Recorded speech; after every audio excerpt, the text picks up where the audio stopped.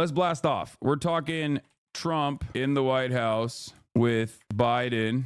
Trump's insane cabinet moves. Do you think the right-leaning political parties need to further antagonize the left when folks in the left circles antagonize themselves? Yeah, I don't know. I mean, I think that it's good to have villains, and for them, they love having the left as villains. Playlist. Thank you for the playlist, Themasius. Trump in the White House with Biden. Trump's insane cabinet moves. We're going to be talking about John Thune as Senate leader. You see Axelrod trying to get Rahm Emanuel to head the head the DNC. That's such a devastating idea. Rahm Emanuel is one of the least successful, one of the most unsuccessful like DNC elites out there. Okay, both in terms of unpopularity, but also like his method was so devastating that Obama's like supermajority got wiped out. It's just the worst. He is the worst. It's a horrible idea to have him anywhere near power within the Democratic Party. Yeah, Donald Trump is joking about Elon Musk as well. We'll talk about that too. Elon Musk meme agency Doge. Ran the Obama White House in the first few years and is directly responsible for Obama bailing out only the banks. Yeah. Anyway, Rashida Tlaib is on later to discuss how to protect our migrant neighbors under the Trump regime and more. Get in now. But yeah, what was I gonna say? Going back to the original point that I was making, like I said, I have a lot of fucking haters and stuff, but ultimately, who gives a fuck, right? I have a lot of lovers too. It is what it is. At the end of the day, truth is the antidote to slander. Best antidote to slander. And I can't stop every single person and shake them and force them to be charitable towards me. But if someone comes in here, I think they'll pretty quickly figure out, like, if they're in here for an extended period of time, they're going to inevitably figure out that they might have been misled by who I am or what I represent. Right? And that's it. That's it. So that's all I can do. All I can do is hope that you can be somewhat charitable towards me and understand where I'm coming from. And if you can't do that, you can't do that. Can you address this man, Vinny? I saw this Twitter thing. What is this? Collab with Hassan. I mean, I totally would if Hassan wanted to. He seems like such a. I feel like I shouldn't be walking on that man's earth, on that man's planet. What? You know what I mean? You collab with Hassan. I mean, I totally would if Hassan wanted to. He seems like such a. That's crazy that this man is saying this. Okay, this dude is too hot. Okay, he is too hot. It's fucked up. That's crazy that he's saying some shit like this is crazy. I think this would, that'd be the Super Bowl for bitches whose screen time is over 10 hours is true. It would, people would have to go and get new iPhones, I think. Ball with Vinny Hacker. Vinny Hacker is a 100 Thieves content creator. He is pretty popping on TikTok. He's a TikToker. He's just a all around cool dude and very hot. He's a very, very attractive guy. He plays video games. He streams on Twitch. Yeah. There's details. This is a funny clip up your wheelhouse too. There should be a white award. Wow. White's only SALT Gummy award. Bear is a definite dub. You haven't lived unless you've been to the club with a boss And it's keeper like, or a teamer Asman, who can dance stay and also safe, beat you know? Wow. White's only award. Oh my god. Please, dude. Tectone. Cutie, please. Please. Please. Please. Please. Add it. Add that award. I beg you. I will sponsor. I'll get. Some people have become completely audience captured, lost all charitability towards you. What are you going to do, man? What are you going to do? I can't fucking work against that every damn day. Okay. We got shit to do. We got work to do. Donald Trump is the motherfucking next president. Okay. We got work to do. What am I supposed to do? Be like, oh man, I'm so sad that like Asmongold's community fucking hates me. What can I do? You know? What can I fucking do? Yes, dude. A lot of fucking, oh man, Ethan hates me. Okay. It is what it is, right? This is insane to hear from a politician. I'll give you $100,000 right now. Please. And Canute. Dude, what an award, man. Oh my God. Please, dude. Please. That'd be great, dude. Honestly. I feel like it's weird. Like, I feel like the more time you spend on Reddit, the higher the likelihood you have of just hating my ass. You know what I mean? And that's what it is. Cause like I don't think Asmongold hates me, but I don't think he gives a shit enough to collaborate with people he knows are up my asshole in the most like cynical ways possible. You know what I mean? You came into Mike's chat earlier and they were talking. It was funny. Yeah, I'll probably see him. I'll probably see him when I'm in Texas. ID on your jacket. This is I think it was like this was gifted.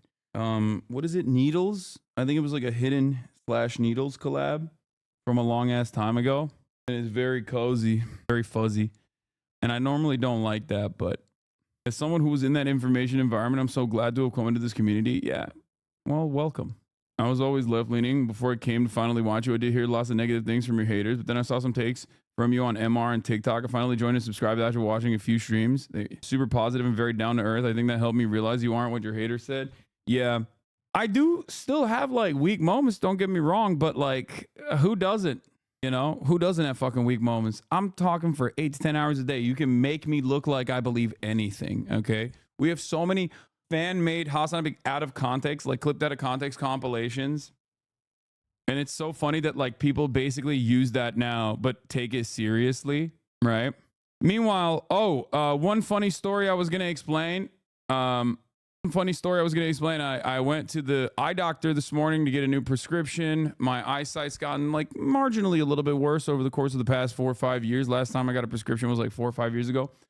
So, that's not that bad, but it was really funny because the doctor, while doing my test, looks up and goes, "I think I recognize your voice." She said, "I think I recognize your voice," because she was like, "I think I recognize your voice. My boyfriend plays your stream at his house every day, all day, every day."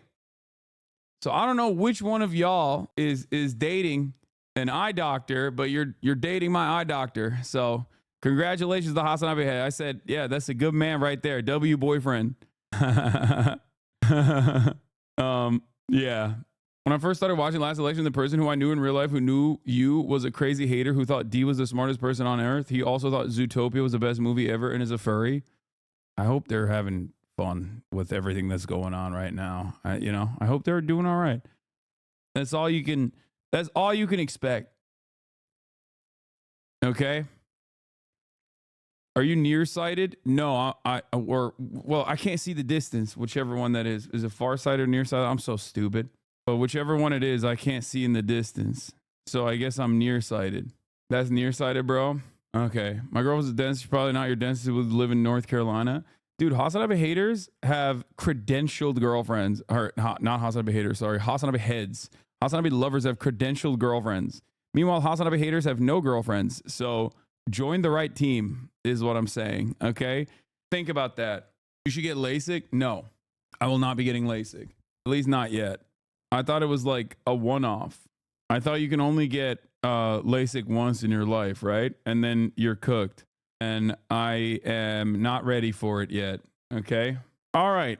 Don't do it. Your eyes will be dry forever. Do not do it to ruin Whistling Diesel's life. Yeah, a lot of people also complain about LASIK. I don't even want to get into it. I don't really care necessarily. Please don't get into this right now. It's not that significant. It's not that serious. I don't care. Okay. Yeah, let's blast. We blasted off already. Let's get started. All right. Joseph Robinette Brandon had Mr. Fascism over at the White House, and they were, yucking it up. Now, the question that remains here, okay, the question that remains is, if this guy is a fascist, which I believe he is, right? Why the fuck are you being so chummy? Why are you so happy? President-elect and the former president. Thank you. Donald, congratulations. And looking forward to having a, like we said, smooth transition. Do everything we can to make sure. I'm going to be honest with you, man. I don't think these guys think he's a fascist. I think they were lying when they said, oh, this guy is a real threat to democracy. Okay? I think they weren't being sincere. Now, I don't know. I'm no big city lawyer, but this kind of attitude that they are demonstrating here kind of betrays the severity of what constitutes a second Trump administration. And it's weird because I still think that the second Trump administration is going to be fucking devastating. Every day we find out a new awful thing that these guys are invested in doing. I've talked about this already. If you want to watch yesterday's YouTube video on the matter, Trump's cabinet picks are scary. I mean, there's some really bad guys on there, okay? Some real bad boys on there, and one bad gal, okay? Not great. They're going full throttle on implementing a lot of the agenda that they said they would do, which is going to be devastating for the future of this country. We got Doge, Department of Government Efficiency. Like, we got billionaires memeing on the entire country, you know? Please stop rooting against the USA. What? Are you medically brain dead? Like, actually? The fuck do you mean? Please stop rooting against the USA. God damn. What the hell, man? We got straight veggies in the chat. It's fucking Veggie Tales up in this bitch. Don't make jokes like that. There are people who unironically believe that shit. Okay? You're accommodated, what you need. And we're going to get a chance to talk about some of that today. So Good. Welcome. Thank you Welcome back. very much. And thank you very much. And politics is tough, and it's in many cases not a very nice world, but it is a nice world today, and I appreciate very much a transition that's so smooth. It'll be as smooth as it can get, and I very much appreciate that, Jim. You're welcome. U.S. Government Accountability Office returns $338 for every $1 invested. Annual budget is $637 million. It employs 3,000 people. I would be shocked if Elon has ever even heard of this. He probably thinks he invented the concept. I know. Every dumbass, every dum-dum in the Donald Trump voter bloc straightforwardly thinks this is a brilliant idea. And it's like, it exists already, dude. It fucking exists. It literally is a thing that exists. You are so stupid. I love that this country is now governed and listens to the whims of the guy that you don't want to talk to at the gas station who thinks he invented a concept that already existed. That's where we're at. Okay? This is a nation run by the gas station guy that you don't want to be a part of. Like, you don't want to have a conversation with. It's crazy, man. Why is the fire so intense? Let me tell you why. Because we're in fucking hell, okay? That's why. We're already in hell, and we're burning right now. That's why the fucking fires are so crazy. And Biden is the goddamn devil. Do you remember his, 100th birthday cake? Thank you all. Yeah, look at the fire. Look at how intense it is. That's because we are in hell, okay? And these are the demons. That's why. Demons.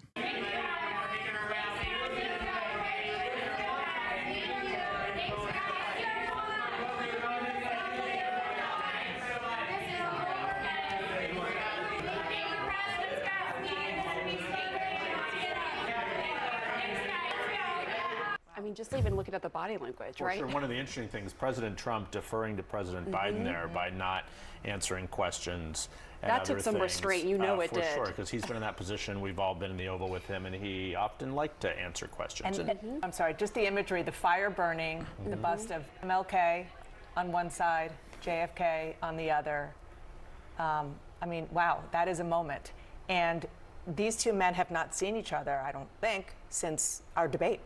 Oh my God, June 20th. Look, awfully suspicious.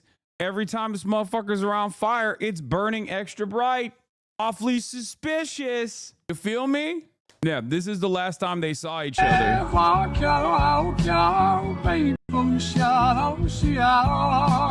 见一片苍茫。一见好安美。 My best friend's a White House photographer, and he was telling me there was more reporters there today for this meeting than there has been the entire Biden admin. We're so back to 2016. Media's ready to pay attention again. Yeah, but also, I think the media is fucking cooked. I don't think Trump is going to bring back the ratings for them as much because there is way too much diversity of information out there.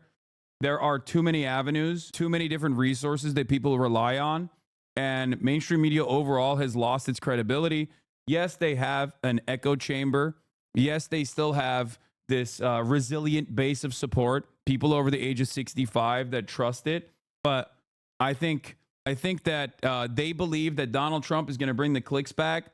They believe that Donald Trump is going to bring the eyeballs back. But I don't think they understand that the media at this stage, legacy publishers are fucking dying. They're dying. Part of that was the credibility that they lost during COVID for doing the right thing, okay, which is so sad because there's always an amount of political and social capital that you're expending when you put yourself out there, okay, and do the right thing. And during COVID, they did the right thing. Yeah, sure, they went a little heavy-handed, but they did the right thing. They trusted the science, they trusted the scientists, and they tried to get everyone on board. They tried to get everybody to, be fucking normal about this stuff. And people were like, it's over. I'm done. I'm done with fucking mainstream media because they're lying. They're liars. So back then, they lost a lot of credibility for doing the right thing. But it doesn't matter because there have been time and time again instances where they've lost credibility for doing the wrong thing, for openly lying to the public. Okay? Iraq War, for example, that was a major blow. And a lot of people point to that. And a lot of people pointed to that during COVID to be like, why could we trust you? You lied about the Iraq War. Now, some people are just stupid. Okay? Some people are just stupid, and there's not much you can do about it. Okay? But there are plenty of intelligent people who also look at the way that the mainstream media operates and feel as though they are presenting a false reality, a reality that does not reflect their immediate material circumstances. When you got fucking people on television constantly being like, no, the economy is good, dude. It's rebounding. Shut the fuck up. Look at the unemployment numbers. And people are suffering. They're going to be like, what is happening? Like, why are you telling me that this shit is supposed to be sweet when I don't feel like it's sweet at all? Right? And that's an issue. And there is a crisis of credibility in mainstream media. And I think one of the worst things they possibly could have done was this Israel shit. I don't know if I completely agree with that. I think there's more of a move to alternative media, but as a member of Legacy Publisher, we are not dying. We pump out bullshit every day. I think Trump, in a way, pumps Legacy more than alternative, and he's very interested in letting Legacy into his admin and has always done that. That access is paramount, in my opinion. We'll see. I think that the media landscape in 2016 was very different than the media landscape in 2020. And yes, access journalism is very important for a lot of these guys, but that very same access journalism is the reason why I think the media dropped the ball many times over and still continues to do so. But the reality is, I don't think a lot of people under the age of like 35 are ever going to look at mainstream resources with the same level of confidence ever again. I think a lot of what happened and their coverage of Gaza made sure that an entire generation treats it like the Iraq War. It's crazy. I want them to figure it out. I want them to figure it out because I trust mainstream media, okay? While I still engage in, critical media analysis, and I try to get you guys to be a little bit more, a little bit more aware of the biases that a lot of these private institutions operate with, I still need it. I need real reporters. New York Times employs 2,700 reporters, okay? 2,700 journalists all around the planet. That's a massive resource for real-time news and information. Like, it's undefeated. It's incredibly important. And local news is gone. It's completely done. It's completely captured by right-wing interests. That's another massive failure. You then have such a hard time understanding what the fuck is going on. Here, this is the other one. Yeah, New York Times issued a correction. Okay. Christian Tribert, visual investigations team at the New York Times, fact-checked the story and called the photojournalist. The New York Times' own visual investigations team found and corrected the fucking record on the Amsterdam pogrom story that they ran with. The video's author told me that the New York Times, it shows a group of Maccabee fans chasing a man on the street, independently confirmed with other verified footage from the scene. The video has been removed. They removed the video, but although they issued a correction and they removed the video, why didn't they just keep the video and correct the record? Because this in and of itself is a story. That right there is a story. The fact that the New York Times dove into this story head first and immediately ran with it as though it was as though it was Crystal Knock 2.0 and deluded a lot of people and put fear in the eyes of a lot of people at a time when anti-Semitism is skyrocketing in the fucking Western world, especially. That is true, right? Like, you have to be super careful about this sort of thing. It sucks. It's unimaginably frustrating. And I think people see that and people recognize that it does not match the reality that they're seeing on the ground, with on-the-ground reporters correcting the record. And their corrections in the New York Times comes after public pressure, far too late, after the paper has been circulated, after people have read the story, they've made up their minds. And then you have this crisis where people under the age of 35 that are getting the overwhelming amount of information from social media, some good and some bad, versus people over the age of 35 are getting their overwhelming amount of information from these institutions. Now they're at odds with one another. Yeah, a Dutch 15-year-old kid with a camera was more honest about the story than the New York Times. Like, that's unacceptable, you know? That's completely unacceptable. Like, how the fuck do we do that? I think the biggest issue is that young reporters and journalists are being thumbed by these dinosaur editors who don't have the ear to the internet or the ground. I've seen this my entire career, and young reporters have no way to push back against this. No, I know that. I know. Because, as I repeat all the time, there are people in this community that work in these institutions, whether it be the New York Times or whether it be Washington Post, whether it be ABC, CBS, CNN, okay? There are still great journalists out there that work for these legacy publishers.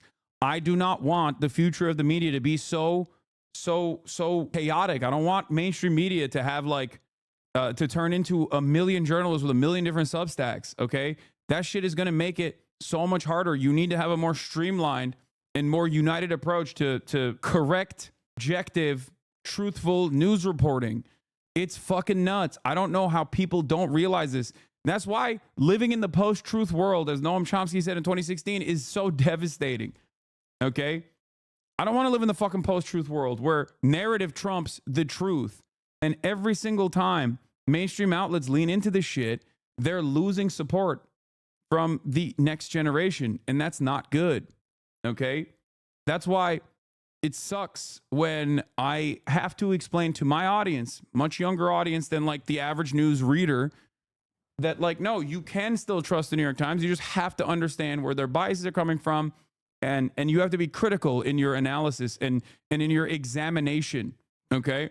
Is there credible reports about rising anti-Semitism? These types of incidents where they label everything and anything anti-Semitic made me suspicious of the numbers reported. The ADL used to be the resource for this sort of thing, and they've also dropped the ball spectacularly. You can look at the raw data that they put forward when they're talking about rising anti-Semitism, where they have basically decided to slap on people saying free Palestine as an anti-Semitic incident. And then the media uncritically reporting on that shit makes it seem like anti-Semitism has increased like 1,000-fold when it probably has increased 100-fold or 200-fold or 300-fold. I don't know the actual fucking data. The problem is it objectively has increased. Here, I'll give you an example, okay? Look at the level of comfort that people have talking about shit like this, okay? Especially on Twitter. Elon Musk's Twitter is a right-wing Nazi shithole, as you guys know. This fucking clip had 55,000 likes. Myron goes off on Jews. Hitler was right about you N-words, you come to a country, you push pornography. Like, this is straight Hitler, okay? This is Hitlerian propaganda. Do you understand? The notion that, like, Jews are destroying the Western world through moral degeneracy by destroying the fabric of superior Western cultures is exactly what Adolf Hitler said. Okay? Straight up. Like, this kind of stuff, at the very least, was like a little bit more suppressed back in the day. And when there is a permission structure for this kind of, when there's a permission structure for this kind of sentiment, people end up thinking, oh, this is normal. Some people end up thinking, oh my God, this is real. Okay? Don't you agree with them though? What do you mean? Like this, you're such a cynical fucking moron, dude. No, I do not agree with him, you fucking idiot. What are you saying?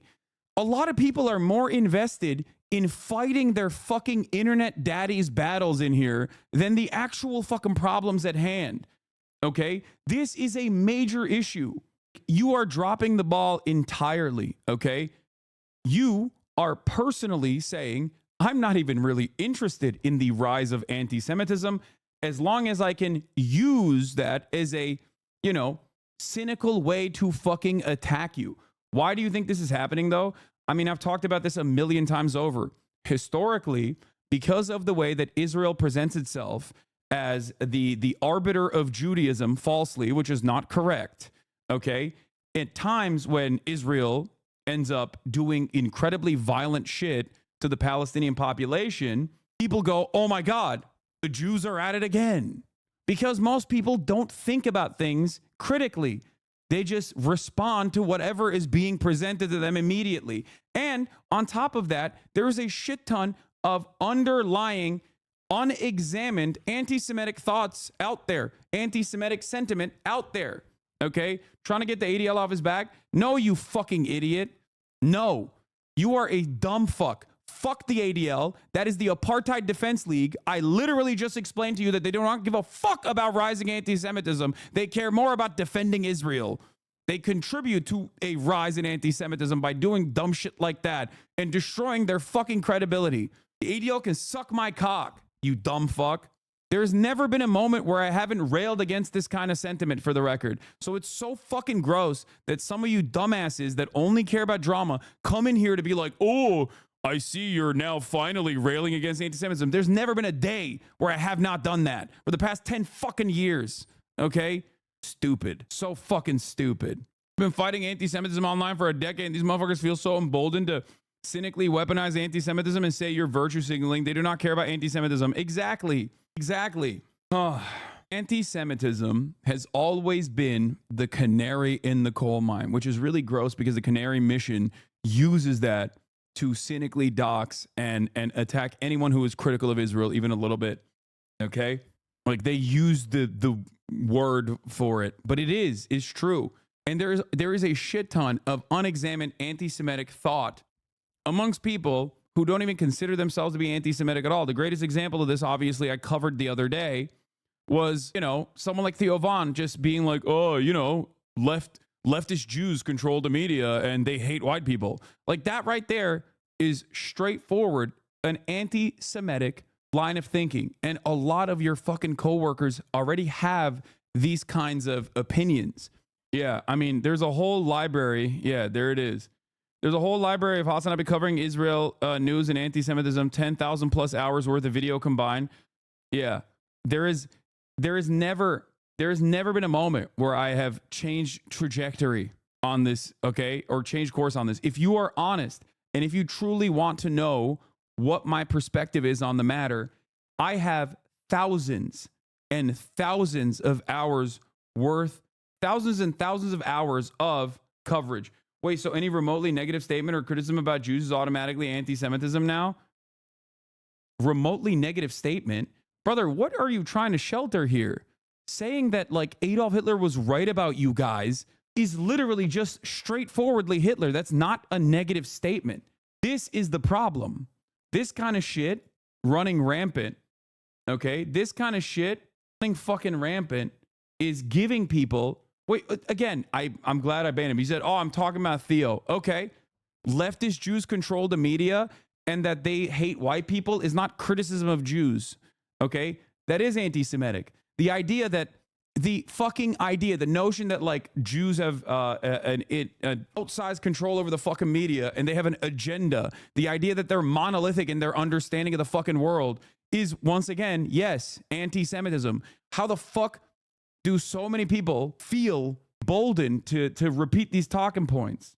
Is this Fed posting or just way too many people being anti-Semitic? No, there are a shit ton of people like this. Okay. What if they meant Zionists instead? No, they didn't mean that. Okay. What are you talking about? What the fuck does Zionism have to do with attacking white people? Stop with this shit. It is not an accident that the most represented sides on the anti-Israel conversation happen to be guys like this, by the way, for two reasons. One, the cynical reason is this way you get to point to every critic of Israel and say, see, they're anti-Semitic. They're just like one another.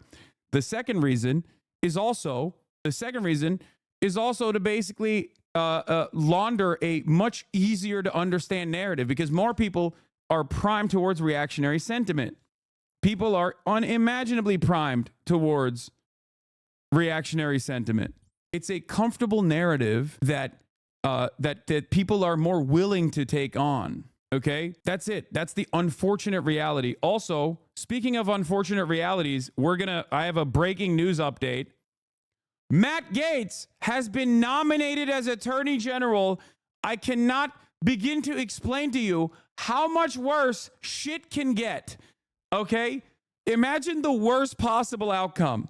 Imagine the worst possible outcome that could happen. Now imagine it being infinitely worse. Matt Gaetz has been nominated as Attorney General. It's my great honor to announce that Congressman Matt Gaetz of Florida, hereby nominated to be the Attorney General of the United States. Oh my God, the never-kevers have risen up and they are taking over the goddamn government. Holy fuck. They are abolishing age of consent, dude. Oh my Lord. This man has active investigations into his pedophilia. What the fuck? Can we go back a few saves? No, we need a fucking reset, dude. Oh my Lord, dude. Holy fuck.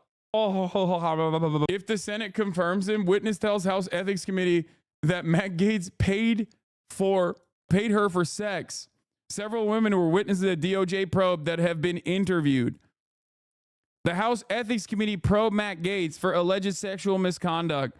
And now Donald Trump wants to make him the Attorney General. Now, if you know anything about the Republican Party, a guy with active pedophilia allegations and sex trafficking allegations on him is a perfect person to put into a position of power. I am reminded of Dennis Hastert, the longest running Speaker of the House. Dennis Hastert is a Republican, was a Republican, and was the longest running record-breaking Speaker of the House. He broke another record, the most prolific pedophile. There was suspicion that a lot of people knew that he was a pedophile at the time, but because of his active pedophilia, his serial pedophilia, it made him controllable. So I suspect not only is Matt Gaetz a diehard pro-Trump guy, but he also has, blackmail on himself, which Trump can use if given the opportunity. This is incredible stuff. Yeah, it's leverage, okay? I'm not touching whatever that link is. This is called leverage, ladies and gentlemen. That's what it is. Holy fuck! Oh. This country is in the pooper, okay? This country is in the dumps. We are so cooked. Let's see what MSNBC has to say about the Matt Gaetz situation. I'll look at what CNN has to say as well. And they're used to policy differences. So you can go from Bush presidency. Do your dry eyes still feel gritty? No, they don't. Dude. Donald Trump wants loyalists in his fucking orbit, okay? He wants loyalists in his orbit, and he wants the generals to be loyal to him.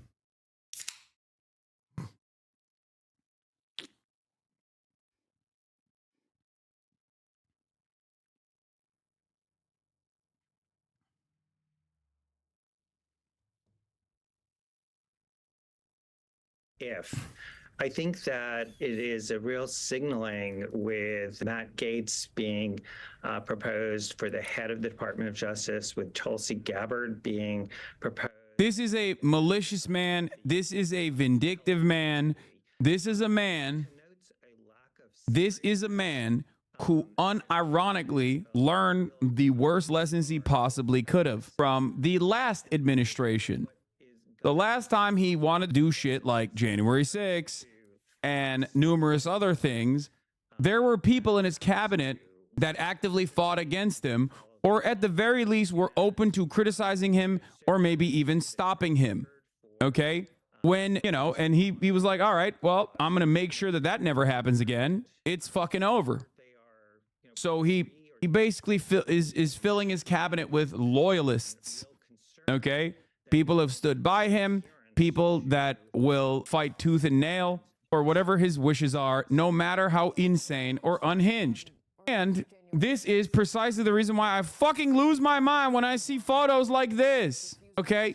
When I see shit like this, I'm like, you're so fake. You're so fucking phony. You are so goddamn phony, dude. You said he was a fucking fascist, which he is. And now you're just friendly with the fascists? Like, what message are you giving to the American public? And I know what message they're giving to the American public. The message is, guys, we have a much greater enemy, okay? And that is trans people. That is socialism. That is communism. No way you're still on this? What are you talking about, dude? What do you mean, no way I'm still on this? I'm on this now. Get off this dick, chatter. Wake the fuck up. Gates, that would result in a number of important people, the people that make the place run at DOJ, saying, no, I can't be a part of this. I'm going to walk. Well, that issue of whether you stay or whether you walk is a complicated one. It's certainly, I think, for people who are serious people who, as I said, are used to the idea that the elections have come. Chatter was like, move on, man. Politics is over. The election ended, you know? Yeah, don't look ahead at the dire prospect of American tomorrow, American future. Just so that they can't agree as a policy matter, in which, you know, then it's their choice to leave, or ask them to do things that are simply unsupported by the facts. So that your example of January 6th is a really good one, because you had people who were Trump appointees who are saying, we cannot do this. You had the acting attorney general, you had the acting deputy attorney general, you had the head of the Office of Legal Counsel, sort of three of the most prominent people at the Department of Justice, all selected by Donald Trump, saying they cannot do this. And so what I see with these announcements is John Cornyn says he's trying to still absorb all this. When asked about Gates for AG and Gabbard for DNI, Cornyn visiting raised his eyebrows when first informed by the press of the Gates pick. And that is, by the way, they will all stand down, just so you understand. Anytime you hear a Republican be like, well, I don't know about all this, like, do not be hopeful, okay? Lest you be misguided in this moment. Moskowitz from Florida, as is Matt Gaetz. Just your reaction to this. I mean, this news just broke. It's out on Trump's Truth Social. Is the Hill abuzz with the news? Is your phone blowing up over this? Give us a sense of what's going on. Well, yeah, I mean, look, this is what the American people voted for, right? I mean, you know, oh Trump my God, not, they're literally like, oh no, we're punishing the voters. They are. They're punishing the fucking voters. You know, in Matt Gaetz, he's not only going to get someone who's fiercely loyal, but fiercely competent. Matt Gaetz knows exactly what to do with the Attorney General's office. He will turn that into be most powerful Attorney General in American history. I know Matt well. We served together in the legislature in Florida. In fact, Matt was the one who was part of the transition team of Ron DeSantis. What are you saying? He's a fucking demon, dog. Director of Emergency Management in the state of Florida. And so, you know, Trump was very clear on what he wanted to do with government. And in Matt Gaetz, he is going to get a very competent, very powerful Attorney General. So what do you think he is going to do as AG, if confirmed? Well, I don't know. I mean, obviously he's got a boss in Donald Trump. But anyone thinking that Donald Trump was just ready to move forward, that is clearly not the case. And so, you know, at the end of the day, this is what happens. Elections have consequences. You know, we talked about this during the election. But, you know, at the end of the day, Matt was a former prosecutor, former attorney in private practice. He is a fierce Donald Trump loyalist. Matt has prosecuted the case in Congress for Donald Trump for years, and now he's going to get to do that on behalf of the American people if he gets confirmed.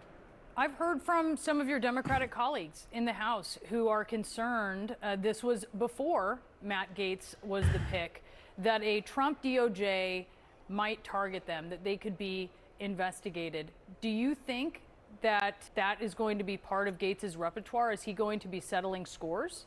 Well, I don't know. I don't want to speak for Matt or speak for the Trump administration, Do you but have I'm a pretty sure they're concern not that just would going to go. happen? What are these guys saying? Well, I mean, I'm pretty sure with this Like pick, what? they're not just going to go around What and is the shut down Democratic puppy mills. response to All right, this? this is Everything a that very they're serious saying, pick. everything that they've said this past week makes me feel like they are receptive to the Trump fascist takeover. I feel like they're more predisposed with shitting on trans people and woke more than they are of like the upcoming second Trump agenda, the upcoming second Trump regime. That is fucking nuts, dude. Yeah, look at this. I agree. Thanks for tuning in, Hassan the Hun. Don't forget to subscribe. We're already on to you, though. Child predators use Twitch to systematically track kids.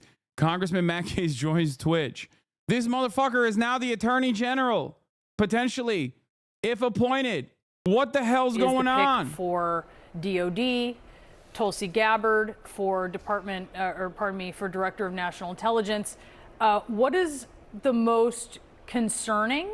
What are the most comforting picks for you when it comes to the issue of national security or foreign relations? Well, look, I think the meeting of all these people is going to be fascinating and problematic. I mean, you got Marco Rubio and Mike Waltz. Those folks are very serious about policy and protecting America, are tough on Iran, tough on China, tough on Russia. And then in the DOD picks and in intelligence, you have folks kind of on the opposite side of that. And so, I think it's going to be fascinating to watch the power struggle, the power balance between all of these folks. But we're also acting like everyone's going to get through Senate confirmation, and we'll have to see which ones do and which ones don't. Some of these folks are clearly more qualified. Mike Waltz, Marco Rubio, clearly more qualified for these positions than the other folks. But again, Donald Trump told everybody what he wanted to do. This is not a secret. And so the fact that this is now playing out in real time, elections have consequences. Congressman Jared Moskowitz, thank you so much for your time. We do appreciate it. Appreciate it. We have much more on our breaking news ahead. Congressman Matt Gaetz chosen by President-elect Trump to serve as his Attorney General. Stay with us. I'm a little confused as to this is what I was also trying to bring up in terms of like resistance media is not going to be the same as it was before. Okay. I don't think resistance media is going to do resistance media shit like they did in 2016. This is the other aspect of this. Not only do I feel like they are gearing up for a ratings bump, which will come, but not in the degree that they think it will, right? Due to how the media landscape operates now. There's way too many independent voices out there. There's way too much diversity of information out there for them to, dominate the space. But beyond that, I think resistance libs are gearing up their primary base, like the news watchers, okay, into submission. How likely do you think it's going to be to pass the Senate? I have no belief whatsoever that these GOP senators are going to do the right thing. Okay, if you feel like these goddamn vultures are ever going to do the right thing and be like, we're striking this down, okay, I'm telling you right now, you're wrong. Everyone's saying, oh, but the confirmations, remember that recess appointments are a thing. If the Senate plus House is convinced to go on break for 10 plus days, Trump can appoint everyone in one day. He can slam through everyone instantly and they don't need a confirmation hearing. It's so bad. Yes. And who's going to stop them? The Supreme Court? What do you think? You think the Supreme Court's going to stop it? Yeah, if you're thinking that these monstrous pieces of shit are going to be your salvation, you're wrong, okay? And it feels like even the Democrats are not there to fight against this. And it feels like the media is not there to even talk about how devastating this is. Oh my God. Scoop, Schumer eyeing omnibus, possibly minibus government funding package for the end of the year. Senate Dems focused on wrapping fiscal year 2025 by December per sources. Will set up a clash between Schumer and Johnson. Is Schumer still slapping on that anti-Semitism bill onto this or no? I wonder what America's going to look like in 4 years. Canadian neighbor here. Dude, in the last week, I have heard so many unhinged things. Okay? In the last week, I've heard so many unhinged fucking things from the Republican side. Okay? Like gearing up to possibly fucking bomb Mexico, fighting the cartels, you know? Like just incredible escalations. The entire cabinet is chock full of the most rabid war hawks, which was of course expected, as I told you over and over and over again. They are going to pick apart what remains of the carcass of the American government and turn it into the anarcho-capitalist dystopia that they always wanted it to be. Fascism is upon us. House Democratic leader Jeffries, what does he have to say about this? This is Nancy Pelosi's handpicked replacement, right? There's enough evidence at the House level or at the Senate level to suggest that this was an anti-incumbent thing when 90% of our 31 battleground incumbents outran the national environment and are on their way back to the United States House of Representatives. That's not an anti-incumbent wave because the overwhelming majority of them would have been swept away. Yeah, he's saying that it's just in the hands of Biden, which I think is correct. Biden could also reappoint Lena Khan, and Schumer could confirm her in the lame duck, which would preserve a Dem majority on the FTC for a couple years. For your information, the Dems haven't yet confirmed Biden's last NLRB nomination, even though this would maintain a Democratic board through late 2026. It would at least give the Republicans something to fight against, but I don't even know if they're going to do this. Here's the devil's advocate Cope from those who believe in the Senate. This is Cope. Thune won the majority election over 2 MAGA candidates. MAGA idiots are mad. Thune already said the filibuster will stay no matter what, and he will have confirmation hearings, aka he won't go on recess. I doubt he has the balls to stand up to the bully pulpit. Yes, I don't think he will. I don't think anyone will. The institution defenders within the Republican establishment are not exactly happy about the instability, the volatility that Trump presents. But judging by their track record, and because we have the last Trump administration to point to, every single one of those guys was brought to heel. Okay? Because Donald Trump, in many respects, is the logical conclusion of years and years of reactionary propaganda. Okay? He is not all that different. Like, his ideological goals are directly aligned with those who are at the tippy top of society, those elites, those major corporate shareholders. He is going to give them deregulation. He is going to offer them as many tax cuts as possible. So ultimately, they'll play ball. As long as they get their tax cuts, they'll always play ball. And that's precisely what happened. And someone found this on my subreddit. Okay? Someone found this on my subreddit. And I want to show this to you. This is a where is it?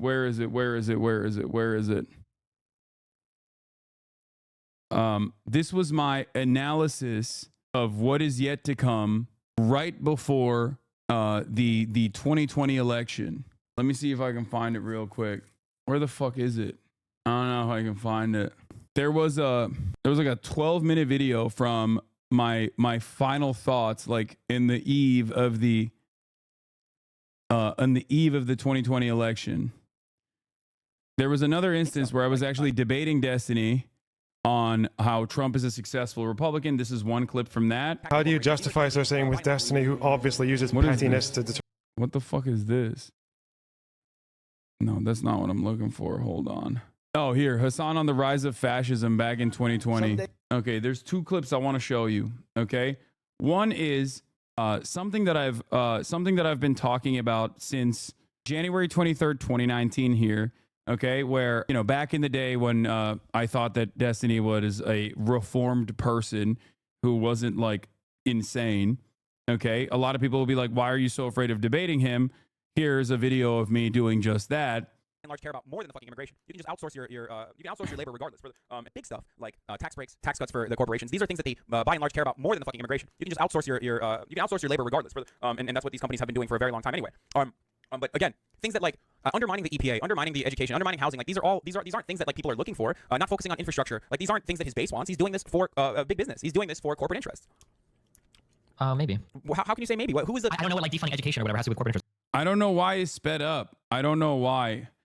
I don't think we're going to be able to actually pay attention to a clip like this because you guys are being too childish, I think. Like, Reddit player does not have speed controls. Chat represents the streamer. No, there's no way to make it slower. There's no right clicking, dude. What are you talking about? There's nothing. Because if you defund education, all of a sudden you can make a justification not only for tax cuts, for further tax cuts, because every time it's called starving the beast. Every time you further undermine. This is from a video. This is from a YouTube video of like my debate in 2019 with Destiny, back when we were cordial. And my argument was that Donald Trump is a normal Republican and a very successful Republican.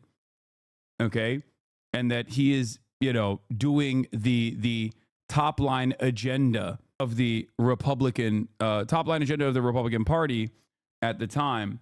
I just don't know where afford to be a little bit shittier to customers because you know that you're not going to have as much. I don't know exactly where it was though in this conversation.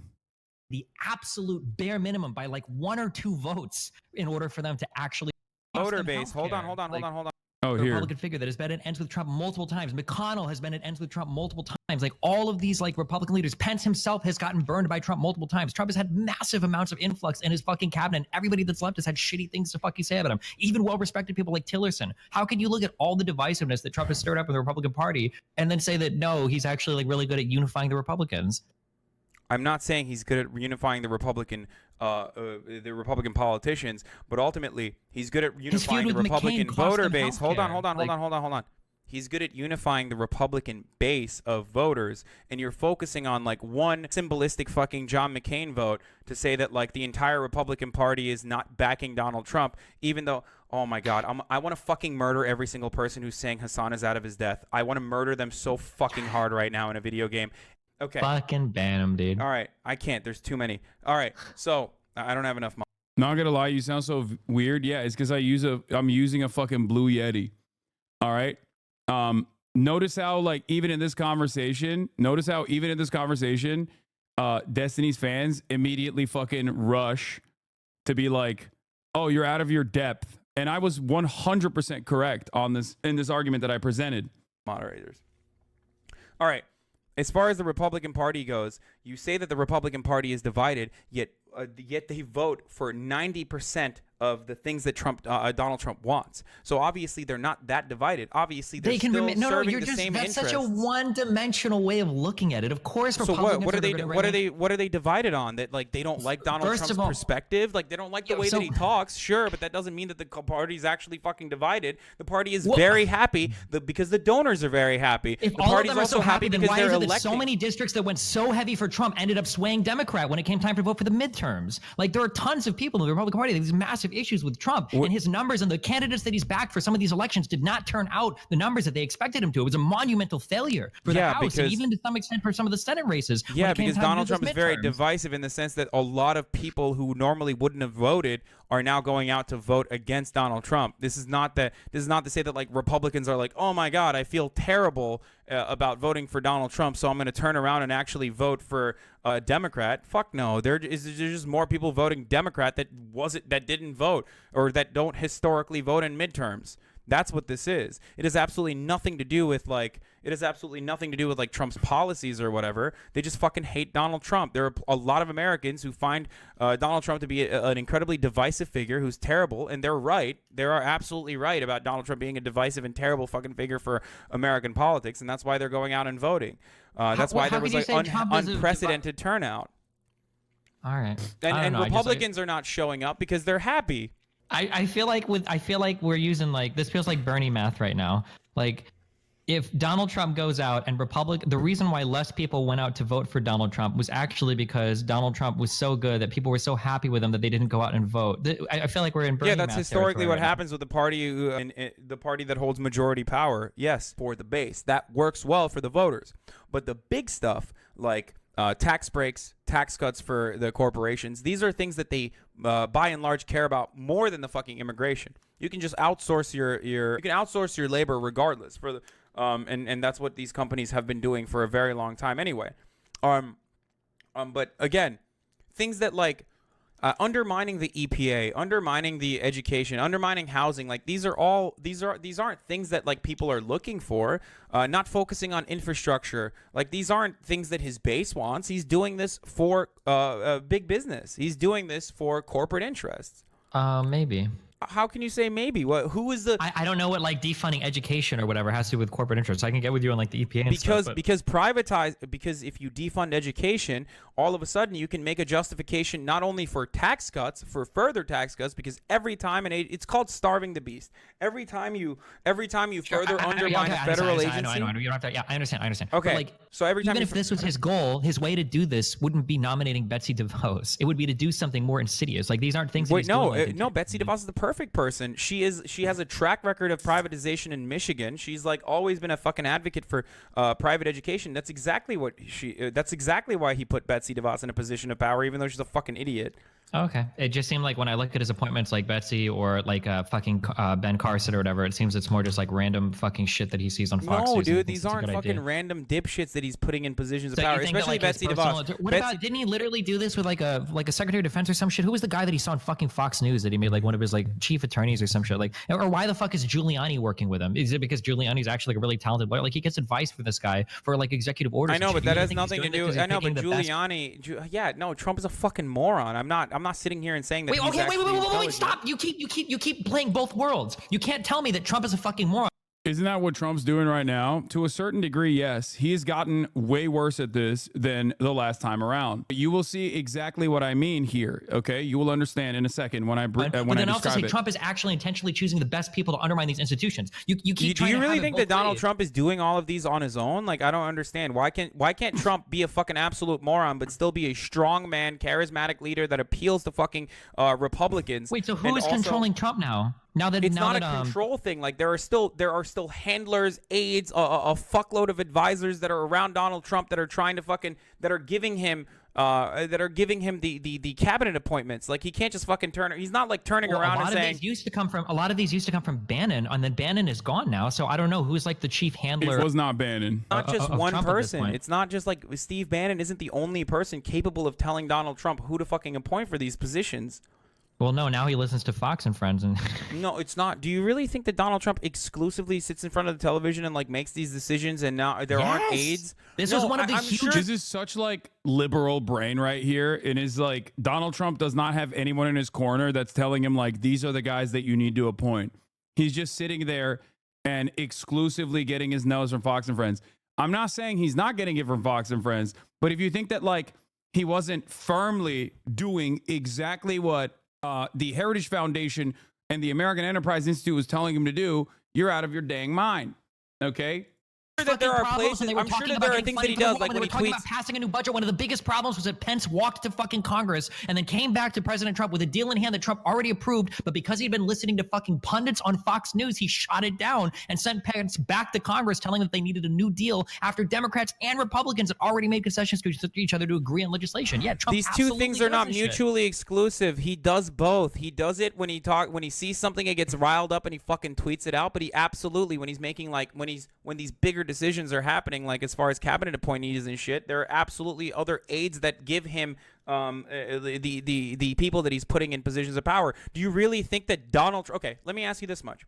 As far as Supreme Court justices, how do you think Donald Trump chose? Do you think it was on fucking Fox and Friends?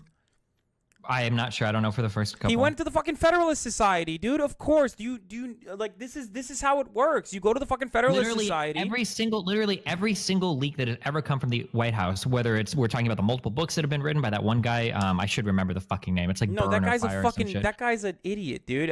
He's a fucking known liar. He was embellishing half the shit. I know what you're talking about. What the fuck's his name? Wait, you think that whole book was just fake shit? No, not the whole book, but like there's plenty Woodward. of fucking You think things. Woodward? You think everything in No, there no, was not like, Woodward. No, not Woodward. Okay, we were talking about two different things then. I'm talking about fuck. What is Fire and Fury? Who wrote that? Oh shit? yeah, that one might have been highly whatever the Woodward book was. Oh my God! Even back then, I was having an issue with Bob Woodward versus Michael Wolff. Even back then, I was confusing Bob Woodward with Michael Wolff. That's so funny. Michael Wolff is ridiculous. Bob Woodward is not. Bob Woodward, a lot of the things that he said. No, Bob Woodward is reputable. And I'm not saying that the fucking Trump. I'm not saying that like the Trump administration isn't in chaos. But when it comes to like very important things, when it comes to cabinet appointees, or when it comes to things like Supreme Court justices, Trump is not that big of a fucking moron. He still understands that he needs to adhere to specific guidelines put in front of him, and that's exactly what he's doing. The Kavanaugh stuff was pretty iffy. I feel like they could have went with a much safer pick on that. I mean, after you his history and personally everything. think that, but at that point they had to fucking double down. You think they didn't consider this? Like they shouldn't have went with I don't Kavanaugh. know. Do you think they considered things heavily when they went with fucking Roy Moore and they lost that seat in that special election or whatever in fucking Alabama? I mean, no, it doesn't seem like they considered a lot of things. Yeah, no, I think that was a fucking Steve Bannon. That was a strategic mistake by Steve Bannon, and he got punished for it afterwards too. Anyway, the point, what led to this, watching this VOD? Well, it's a twofer. One, for a lot of people who say like, Hassan, you never debated Destiny, there are plenty of debates that you can go back and listen to where I'm like trying to educate him on this stuff. You will also see my consistency on the matter, and you will see how wrong he was and how libbed up he was. Okay? Yeah, this has literally 70,000 views from fucking 2019, you know? But secondly, and perhaps more importantly, the reason why I pointed to this is because I wanted you to see that I wanted you to see how Donald Trump still maintains support from the institutional Republican Party. Okay? This isn't even the best debate of yours. Probably not, but it doesn't even matter. Anyway, my point is, Donald Trump still satisfies the needs of the corporate oligarchs. And this is the reason why this aged well after his election. Holy shit. I mean, everything I've said has aged well. If you go back far enough in time, you will hear me say the same exact fucking things over and over again for the past decade at this point. Okay? Anyway, yeah, I am not wrong, simply too early. History always ends up vindicating me, even though that's not necessarily a good thing, because all the bad things that I predicted end up happening, and that sucks. Anyway, but the point was, at the time, people were making it seem like this was a unique thing, that Donald Trump was a unique and very different type of Republican. And I maintained the position that he was not a unique Republican, but he was very much the logical continuation of Republican mania.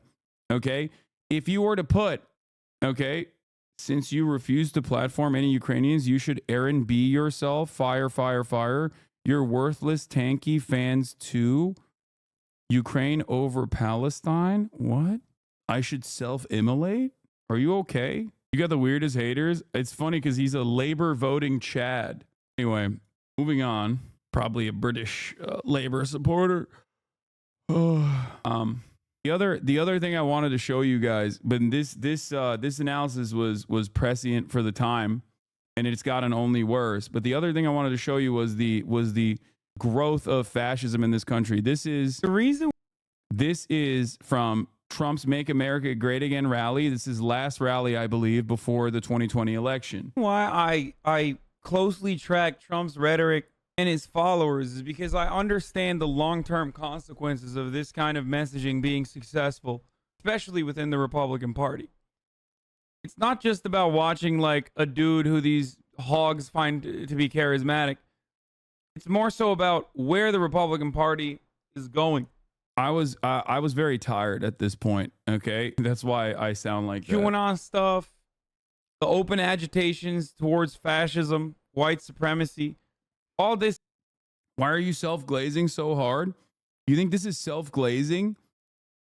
No, dude. The analysis remains the same. Stuff is going to have consequences on every other race that comes after this. No matter what happens tomorrow, America is fucked. Okay? It's completely fucked. It's remarkable that he's able to play compilations of Joe Biden slurring and shit like he was doing earlier today, by the way. That's what he's doing. That's what... I'm not going to put the sound on. We already watched it and laughed at it yesterday. Like, you look at Sarah Palin. You look at the Tea Party movement, AstroTurf by the Koch brothers. And now you look at Donald Trump's rise to success within the Republican Party. This isn't self-glazing. I'm saying how right I was and still am. No, dumbass, you're failing to comprehend something. Listen to what I'm saying there, okay? Listen to what I'm saying. Just act like I'm just repeating it right now if you want to. There is no way for me to be like, back in 2020, this is what I said, and then repeat the same things as I am repeating it right now, okay? It's important to remember from a different snapshot in time, right before the 2020 election, on the eve of the 2020 election, what the fears I had looked like to see how we got to the position that we got to. This isn't self-glaze. It's no different than looking at news coverage from back in 2020 of anybody else's opinions. If this does not worry you with all the white nationalists, white supremacist militias gaining ground, with all of these fucking hogs, no matter how much Donald Trump hurts them, still passionately agitating for him and advocating for him, this is irreparable harm. This is damage that's not going away. Doesn't matter if Biden can captivate some fucking suburban moms who are sick and tired of how rude Donald Trump is on television. Doesn't matter how many wine moms choose to fucking vote for Biden over Donald Trump. None of it matters. What matters is how much the radical elements within the right are being hugged and carried and emboldened and legitimized by the Republican Party machine. QAnon is not an accident. The 3%ers are not an accident. The Oath Keepers, the Proud Boys. These people didn't start doing what they've been doing for the past 4 years overnight. This shit is fucking terrifying, dude. And it's not only terrifying because Republicans are totally on board with this kind of fascist agitation, but it's also terrifying because the Democrats only artificially stand in opposition to it. They don't like the rudeness of fascism. If it came in a more presentable format, I think it would be more palatable to a lot of Americans. And what I mean by that is, think about Amy Coney Barrett. Amy Coney Barrett was successfully, and I think correctly, portrayed as a villain in the media leading up to her hearings. Now, these hearings were largely theater. It was political theater. It was nonsense. They didn't even need to have those hearings at all. Didn't really matter. She saw a 16-point swing after those fucking hearings in her approval ratings. Because for a lot of these older Americans and a lot of these like lifelong Democratic voters, aesthetics are all that matters. If you are a presentable Catholic woman with adopted children and a Pilates body, an accomplished woman, it doesn't matter if you're agitating for a theocratic autocracy. Like, it doesn't matter if you are literally playing a fundamental role in the highest court, the most powerful. You're one of the most powerful 9 people in the country, if not the planet. They just care about her being nice and kind and presentable. That's terrifying. Democrats need to figure this shit out.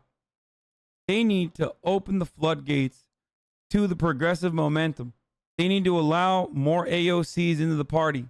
They need to welcome radicals like even myself and others like me that speak to a younger generation and our frustrations and our anxieties.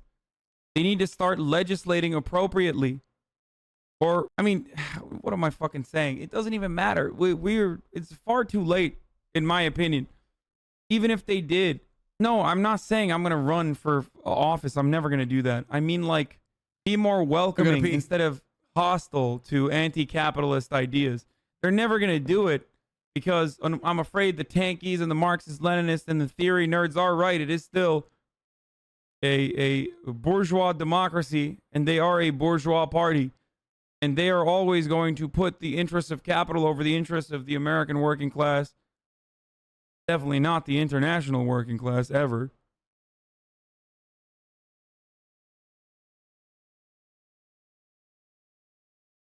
But at the very least, in this stage,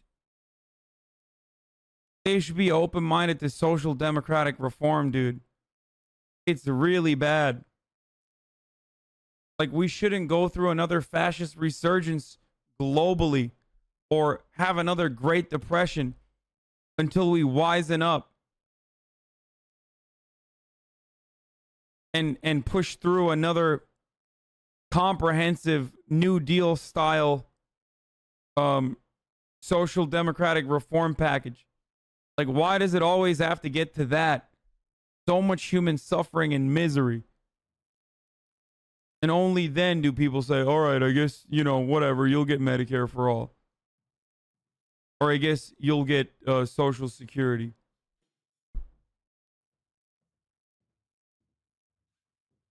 Yeah, the thing is, like, I feel optimistic. Or not optimistic. I think Biden is going to win. I'm still fearful because 2016 has broken my brain, okay? I will never be, and I said this before, and I will say it again. I'm not going to be confident or comfortable until Donald Trump is out of office, okay? Until I'm watching Biden or whoever the fuck inauguration that's not Donald Trump gets sworn into office. I'm not happy. I'm not confident. Tomorrow we're going to look at, like, we'll do more poll focus coverage tomorrow, a little bit in the earlier side of things. What a fucking liar, dude. What a fucking Weasley little liar, dude. What a fucking Weasley little liar, dude. Holy shit, dude. Old outro. Imagine the Green Party wins. Yeah, that's not going to happen. I'm saying it. Trump supporters are rallying right by the polls and the police are doing nothing about it. I mean, that stuff is not that scary. Like, America deserves happiness. Like, all right, I'll just say this. Hold on before I fucking end it. Look, the voter intimidation, voter suppression at the polls is nowhere near as scary to me as purging mail-in ballots. And the reason why is because there's 92 million votes that have cast already. Okay? So if you find a way to fuck those votes up, if you find a way to purge those votes, that's an infinitely more significant number of votes that you can very easily and very quickly dispose of, rather than the fucking limited amount of people that are going to go out and vote on election day. Or because a lot of the people that vote on election day, my speculation always has been, is going to be Republican. Democrats have voted already. And also, if you guys haven't voted yet, obviously go out and vote tomorrow. No matter what, nobody should threaten you from voting. Nobody should stop you from voting. Go out, cast that motherfucking same day vote. You know what I'm saying? I feel like most of you guys who voted already voted. I haven't even really done a get out the vote on the day of because we've been talking about voting for so long. Look, definitely go out and vote. Like, it doesn't matter. Voting for Biden or voting for whoever the fuck you want to vote or the presidential is nowhere near as immediately consequential to you as voting down ballot.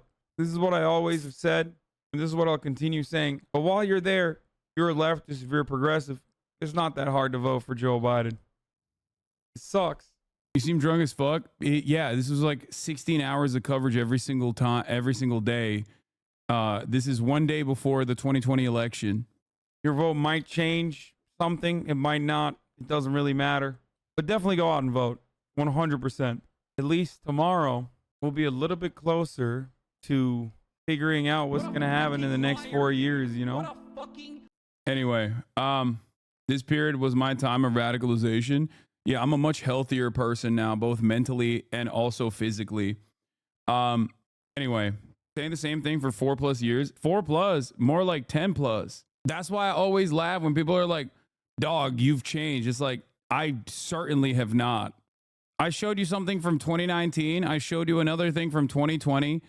My takes have been consistent. It's almost been a decade at this point because the truth doesn't change, because the problems don't change, you know? And the solutions to those existing problems does not change either. It's unfortunate, but you know, I'll keep repeating it. I'll keep repeating it no matter what. Anyway, you've refined your language to be more precise and reach a broader audience, but the message remains the same. Yes. It's gotten, you have been saying, I've done this for the 10 plus years, for 4 years now. Yeah. It is what it is. Anyway, all right, let's fucking move away from this shit and let's get back to the handmade horrors beyond comprehension. Tim Squito says, why can't they believe it? Trump has been telegraphing moves such as this for 4 years. They have no reasonable basis to be surprised. It's disingenuous. Senator Manchin says senators are now talking about Gabbard and Gates picks on the Senate floor right now. No one can believe it. Yeah, I think it's fake. When people say that they can't believe it, they're stating that because that's the appropriate thing to say. But if you feel comfortable that these guys will do the right thing, you're wrong. You'd be wrong. Just letting you know. Okay? I want you to understand you would be very, very wrong. All right? These guys are going to they're hope it's wrong, but I'm hearing through the grapevine about this bonkers plan. Trump would adjourn both houses of Congress under Article 2, Section 3, and then recess appoint his cabinet. As predicate for Trump's exercise of adjournment power, one house of Congress would seek others' consent to adjourn and be denied. So Speaker of the House would need to be complicit in evisceration of Senate's advice and consent role. House Speaker Mike Johnson needs to say no to this right away. If he can't do that, then he has the bully pulpit, right? If he can't do that, then he can utilize the bully pulpit to his advantage. That's the other thing. He'll bully the Republicans into submission. That's what he's going to do. Bully pulpit is just a term for the president speaking. That's it. That's what it is. Matt Gaetz for attorney general is pretty gross. Yeah, but it don't matter. A senator told me, rumor on the hills, that Elon Musk is threatening to fund a primary challenge to any House Republican who doesn't fall in line with Trump's agenda. There it is. I mean, I don't know how valid this is, but it's completely in line with his past performance. So it's not even remotely shocking to me that he would do such a thing. And anyone who would be surprised by such a thing is silly. Okay? How do we get Dems to stop licking their wounds and actually stand the fuck up and be the resistance? I don't know. I don't even know. I don't know if it's going to happen. I don't know if it can happen. I think they're just going to show their belly like the cowardly fucking babies that they are. You know? I think the Democratic Party is more predisposed with winning on their own terms. And if they lose, it's fine. Now chatters want rad libs. That tracks. That's why I said I think the primary goal going forward is not to rely on the Democratic Party to actively combat this administration's enormous power grabs, but instead to try and focus on outside of the party organizations, like legal organizations that try to utilize the remaining court structure, and that's it. I mean, look. And that's a credit to our incredible incumbent frontline House members who connected with the people that they represent, have a vision for the future, focused on the kitchen table pocketbook issues that matter, and have been reelected. I think it's also fair to say that when you look at the battleground situation that occurred at the Senate level, and far be it from me to speak for my colleagues in the United States Senate, but it is clear that you had multiple battleground states where Democratic incumbents, or in the case of Alyssa Slotkin and Ruben Gallego, 2 House members, we're very proud of them, were elected to the United States Senate on a very tough night. So I think we have to make sure that we are clear-eyed and authentic and unadulterated in how we assess what happened so that we can engineer a comeback on behalf of the American people and protect the things that matter, our American values, protect our institutions, protect our freedoms, and protect, the way of life in terms of the middle class and all those who aspire to be part of it. But we also, I think, can't be hysterical in our assessment that this was some anti-incumbent wave that knocked down Democrats all across the country when the facts actually say something very different. What do you think about progressive trying to push Ben Winkler as the new chair of the DNC? I like that. I like Ben Winkler. Oh, here. Together makes the situation Look at this more fucking complicated. freak on the Sean Ryan show. I've been meaning to watch this. This is the Defense Department. Okay, this is the guy that is going to be helming the fucking most In a powerful 2016 military. interview, Hegseth also attacked Muslim immigrants who don't assimilate in language echoing the anti-immigrant rhetoric of the far right. On Secure Freedom Radio, he said, "We have to be willing to confront those who won't assimilate to the ideas of our country and show allegiance to them, lest we find ourselves in a place where there's a silent invasion of groups of people who have a very different view of the future that looks nothing like America, nothing." Mr. Templar himself. In 2019, Hegseth what? publicly pushed Nothing. for service members Like accused of war crimes to be pardoned and praised President Trump when they were. Hegseth's defense of Trump includes denying the 2020 election results and broadcasting those claims on the Mall on January 6th before the riot. Despite all of the questions about whether he has the qualifications to get confirmed, he has what is likely the single most important qualification under President-elect Donald Trump, and that is loyalty to what would be his commander-in-chief. Jake. All right, Oren Lieberman at the Pentagon, thanks so much. Joining us now live in studio, Republican Senator Markwayne Mullin from Oklahoma. Thank you so much for being here, sir. So Great you serve stuff, on the man. Senate Armed Services Committee. Some of your colleagues were caught by surprise by the announcement of I think he's Major Hegseth. I mean, he was a retired major in the Army. Obviously a decorated veteran. But running the Pentagon, that's 2 or 3 million people. What do you think? Well, think about it. What is the Defense Secretary's position? A Secretary of Defense is supposed to be a civilian position, right? Yes. He fits that bill. He also has 2 Bronze Stars and served 20 years in the military. He also has a military experience. The whole point of the Secretary of Defense is to bring a different perspective to the Pentagon. Remember, in the Army or any of those branches, Mr. Self-Made took his daddy's job, Markwayne Mullin. the command structure. So there's no way a 1-star is going to question a 4-star, and there's no way a colonel is ever going to be questioning a 1-star, nor will a sergeant major question a major.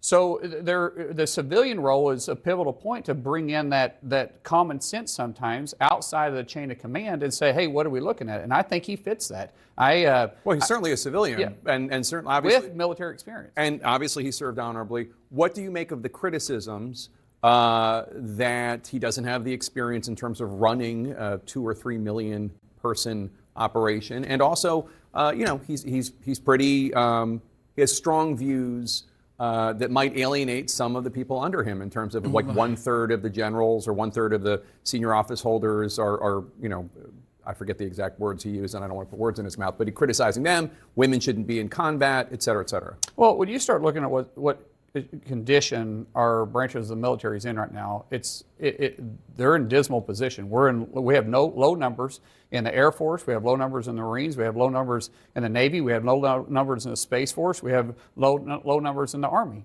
And so something's going on wrong. It can't be going great. And when in any type of big organization, when the top is responsible for what's happening below them, and if the top's not getting it right, then yeah, it's time for them to go.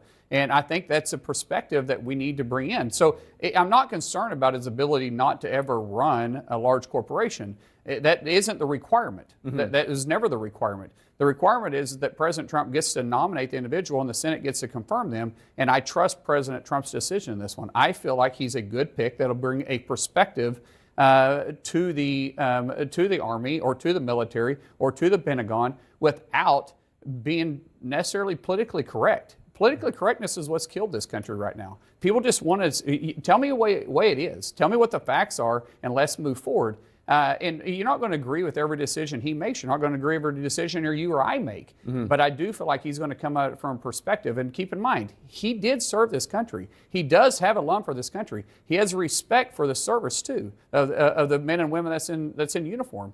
He just brings a unique perspective that may be different than you and I. But I'm actually excited about the pick. I want to note that you were publicly supporting Senator John Thune of South Dakota to be the Republican leader, and he won that election. What do you think that means, and how concerned are you about? I mean, there's a lot of questions right now about, is the U.S. Senate under Republican control going to stand up for the advice and consent role of the U.S. Senate? Or is it kind of just bend, Moondark go Live, along thank with you for the whatever the 10 gifted president subs. wants? Tell us about that debate. We're going to work very closely with the president. President Trump won a resounding election November 5th, and the American people won a different direction. That's why he won the popular vote by almost 5 million, and last time I checked, 312 electoral votes. That hasn't happened in quite some time.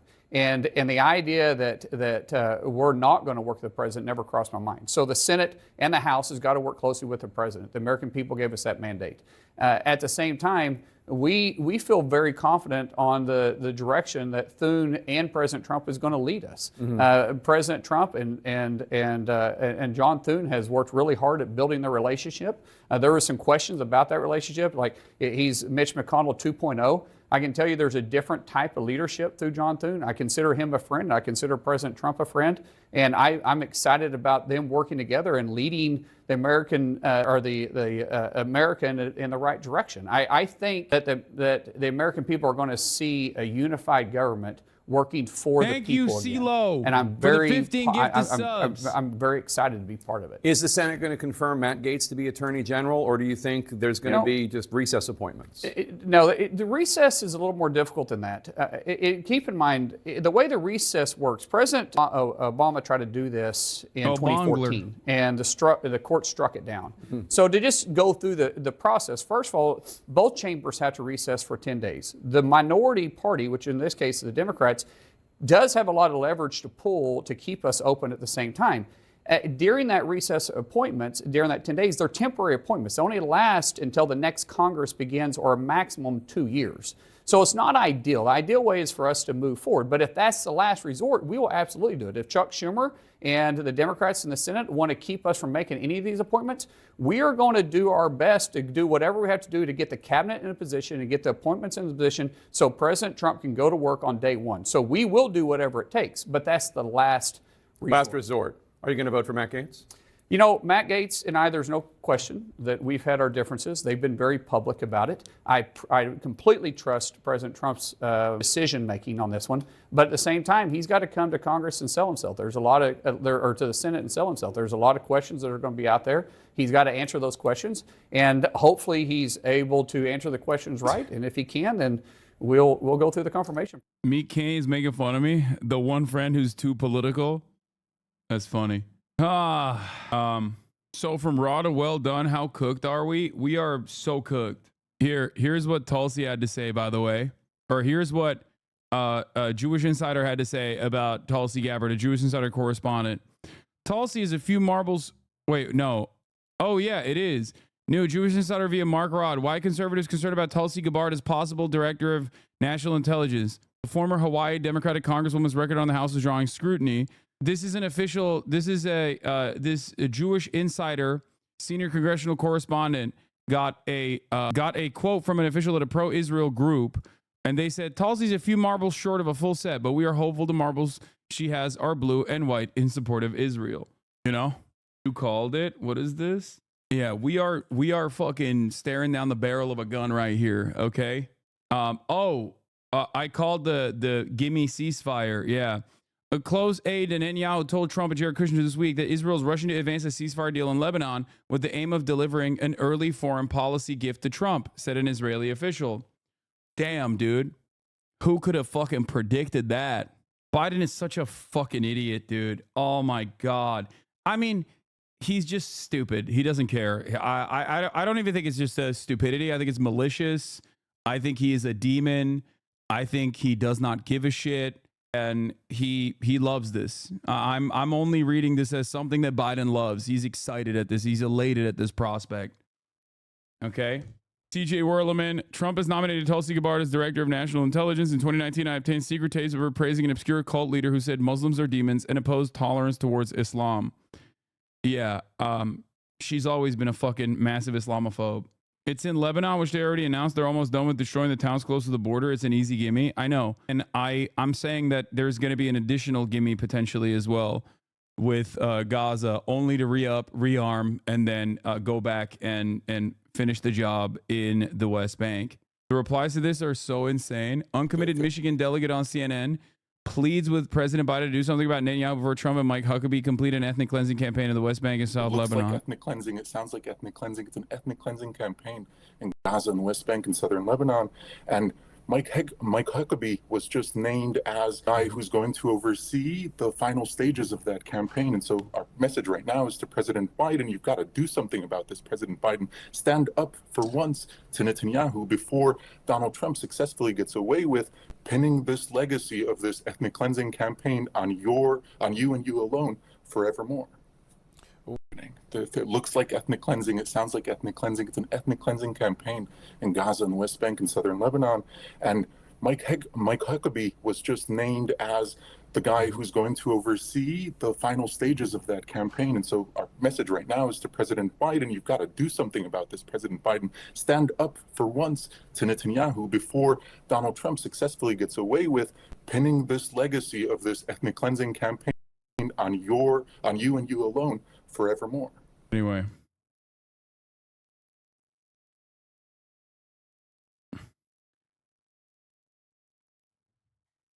He knows how to talk to Biden by mentioning his legacy. It doesn't matter. Oh, I don't think Biden cares. I think check the replies. They're insane. I don't want to see liberals being like, you called him Genocide Joe and did everything you could stop stop Holocaust Harris. To all uncommitted, undecided folks, words and actions contributed to a Harris loss. There will be a lot of woulda, shoulda, coulda. Okay? Maybe they should have committed.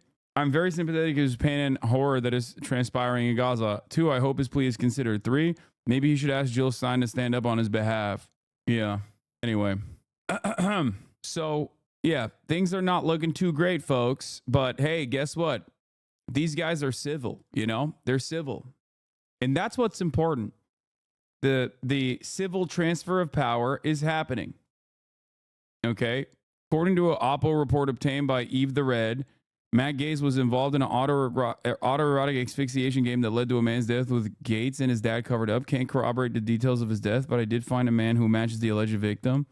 Oh, I don't know about all this. I mean, I'll look into it before I fucking start covering shit like that. Okay? Why the Japanese goblin emoji? I just like it, and it's red. I think it looks cool. That's pretty much the only reason why I use it in my titles. Anyway. Never admitting or conceding to Joe Biden for the 2020 election. Which also And had, never inviting Biden to the White House. And never also had an inviting and not effect going to his on inauguration. President Biden's approval rating, and it got his presidency off to an entirely different start. There's no doubt about it. And I want to bring in our Caitlin Collins, who is there attendee. at the White House. And Caitlin, it is really a remarkable moment to see them sitting there together at the White House, exchanging pleasantries, very nice, very cordial. Trump himself talking about the smooth transition and the fact that, you know, they're meeting at a place just feet away from where Donald Trump himself watched on that TV. Did he go over the appointments in Elon yet? Yes, I have been going over the appointments non-fucking stop, including but not limited to the Matt Gaetz one that is like actually insane. Insurrection take place. This you can confirm? It is just a remarkable moment. Yeah, and for that, Biden said that Trump had held a dagger to the throat of democracy. There's no age that you can't be sexy. I say we change Florida's welcome signs to this. Free Nestor? Bitch, Nestor is never getting freed. Okay? Nestor is never getting freed. There's gonna be 1 million Nestors, dude. Are you kidding me? Are you fucking kidding me, dude? Yeah. A sign of how easily some Senate Republicans might cave on Gaetz. Mullen has previously accused Gaetz of sleeping with an underage girl, showing off videos of girls he slept with on the floor, and bragging about taking ED meds to go all night. Yeah, Markwayne Mullin said, you got to think about this guy. This guy that didn't have, that the media didn't give the time of day to after he was accused of sleeping with an underage girl. And there was a reason why no one in the conference came and defended him, because we had all seen the videos he was showing on the House floor that all of us had walked away of the girls he had slept with. He bragged about how he'd crush ED medicine and chase it with energy drinks so he could go all night. This is obviously before he got married. And so when that accusation came out, no one defended him. And then no one in the media would give him the time of day. All of a sudden, he found fame because he opposed the Speaker of the House back in November. And he's always stayed there. And he was never going to leave until he got his last moment of fame by going after a motion to vacate. That was Markwayne Mullin shitting on Matt Gaetz not that long ago. Here's Mark Wayne Mullen now, as we watched in real time, when asked by Jake Tapper, are you going to vote for Matt Gaetz? Mark Wayne Mullen, I completely trust President Trump's decision-making on this one. Now, Jake Tapper is a journalist, or is supposed to be a journalist. And what's really interesting about this situation is that if I remember Mark Wayne Mullen saying stuff like that, why the fuck does Jake Tapper not remember that? He has a shit ton of producers, does he not? Why can't you hit Mark Wayne Mullen with that quote and be like, hey, remember when you said this about the guy who you're saying you're going to confirm? Like, why? Why can't you do your job? This is like bare minimum shit. This is bare minimum shit. This is not, like, I'm not asking people to go above and beyond. I'm simply asking these guys that are currently facing down a crisis in journalism to do journalism, to restore some semblance of faith that the American population will place upon you, because it is needed. Okay? It is needed. That's what's so frustrating about this, is that, like, while I am unimaginably critical of mainstream media, I also still recognize the necessity of mainstream media. Okay? But it seems like a lot of these people in positions of power do not give a shit. They don't care. They have their heads stuck in the goddamn sand.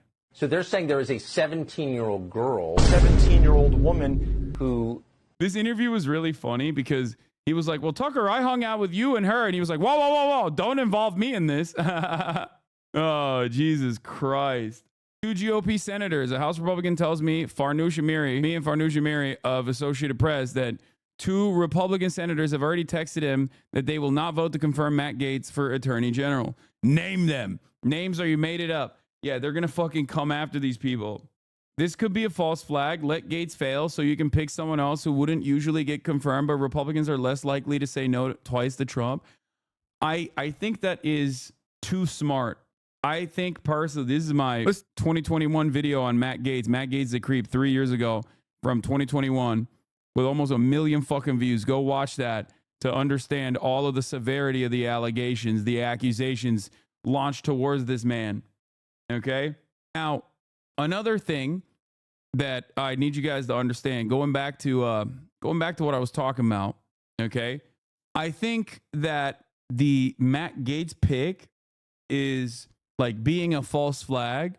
Matt Gaetz pick being a false flag for a you know, still unacceptable pick that Republicans can't say no to twice is too smart for the Trump campaign. I think that they just are not thinking like that. I think they're just trying to boulder their way. I think that Matt Gaetz, given Matt Gaetz' background, given Matt Gaetz's given Matt Gaetz's background, okay, and given his loyalty to Donald Trump, because he's been in rooms with Donald Trump every single time, I just don't think that, I don't think that they're thinking beyond that. They're like, nah, he's loyal and he's also controllable.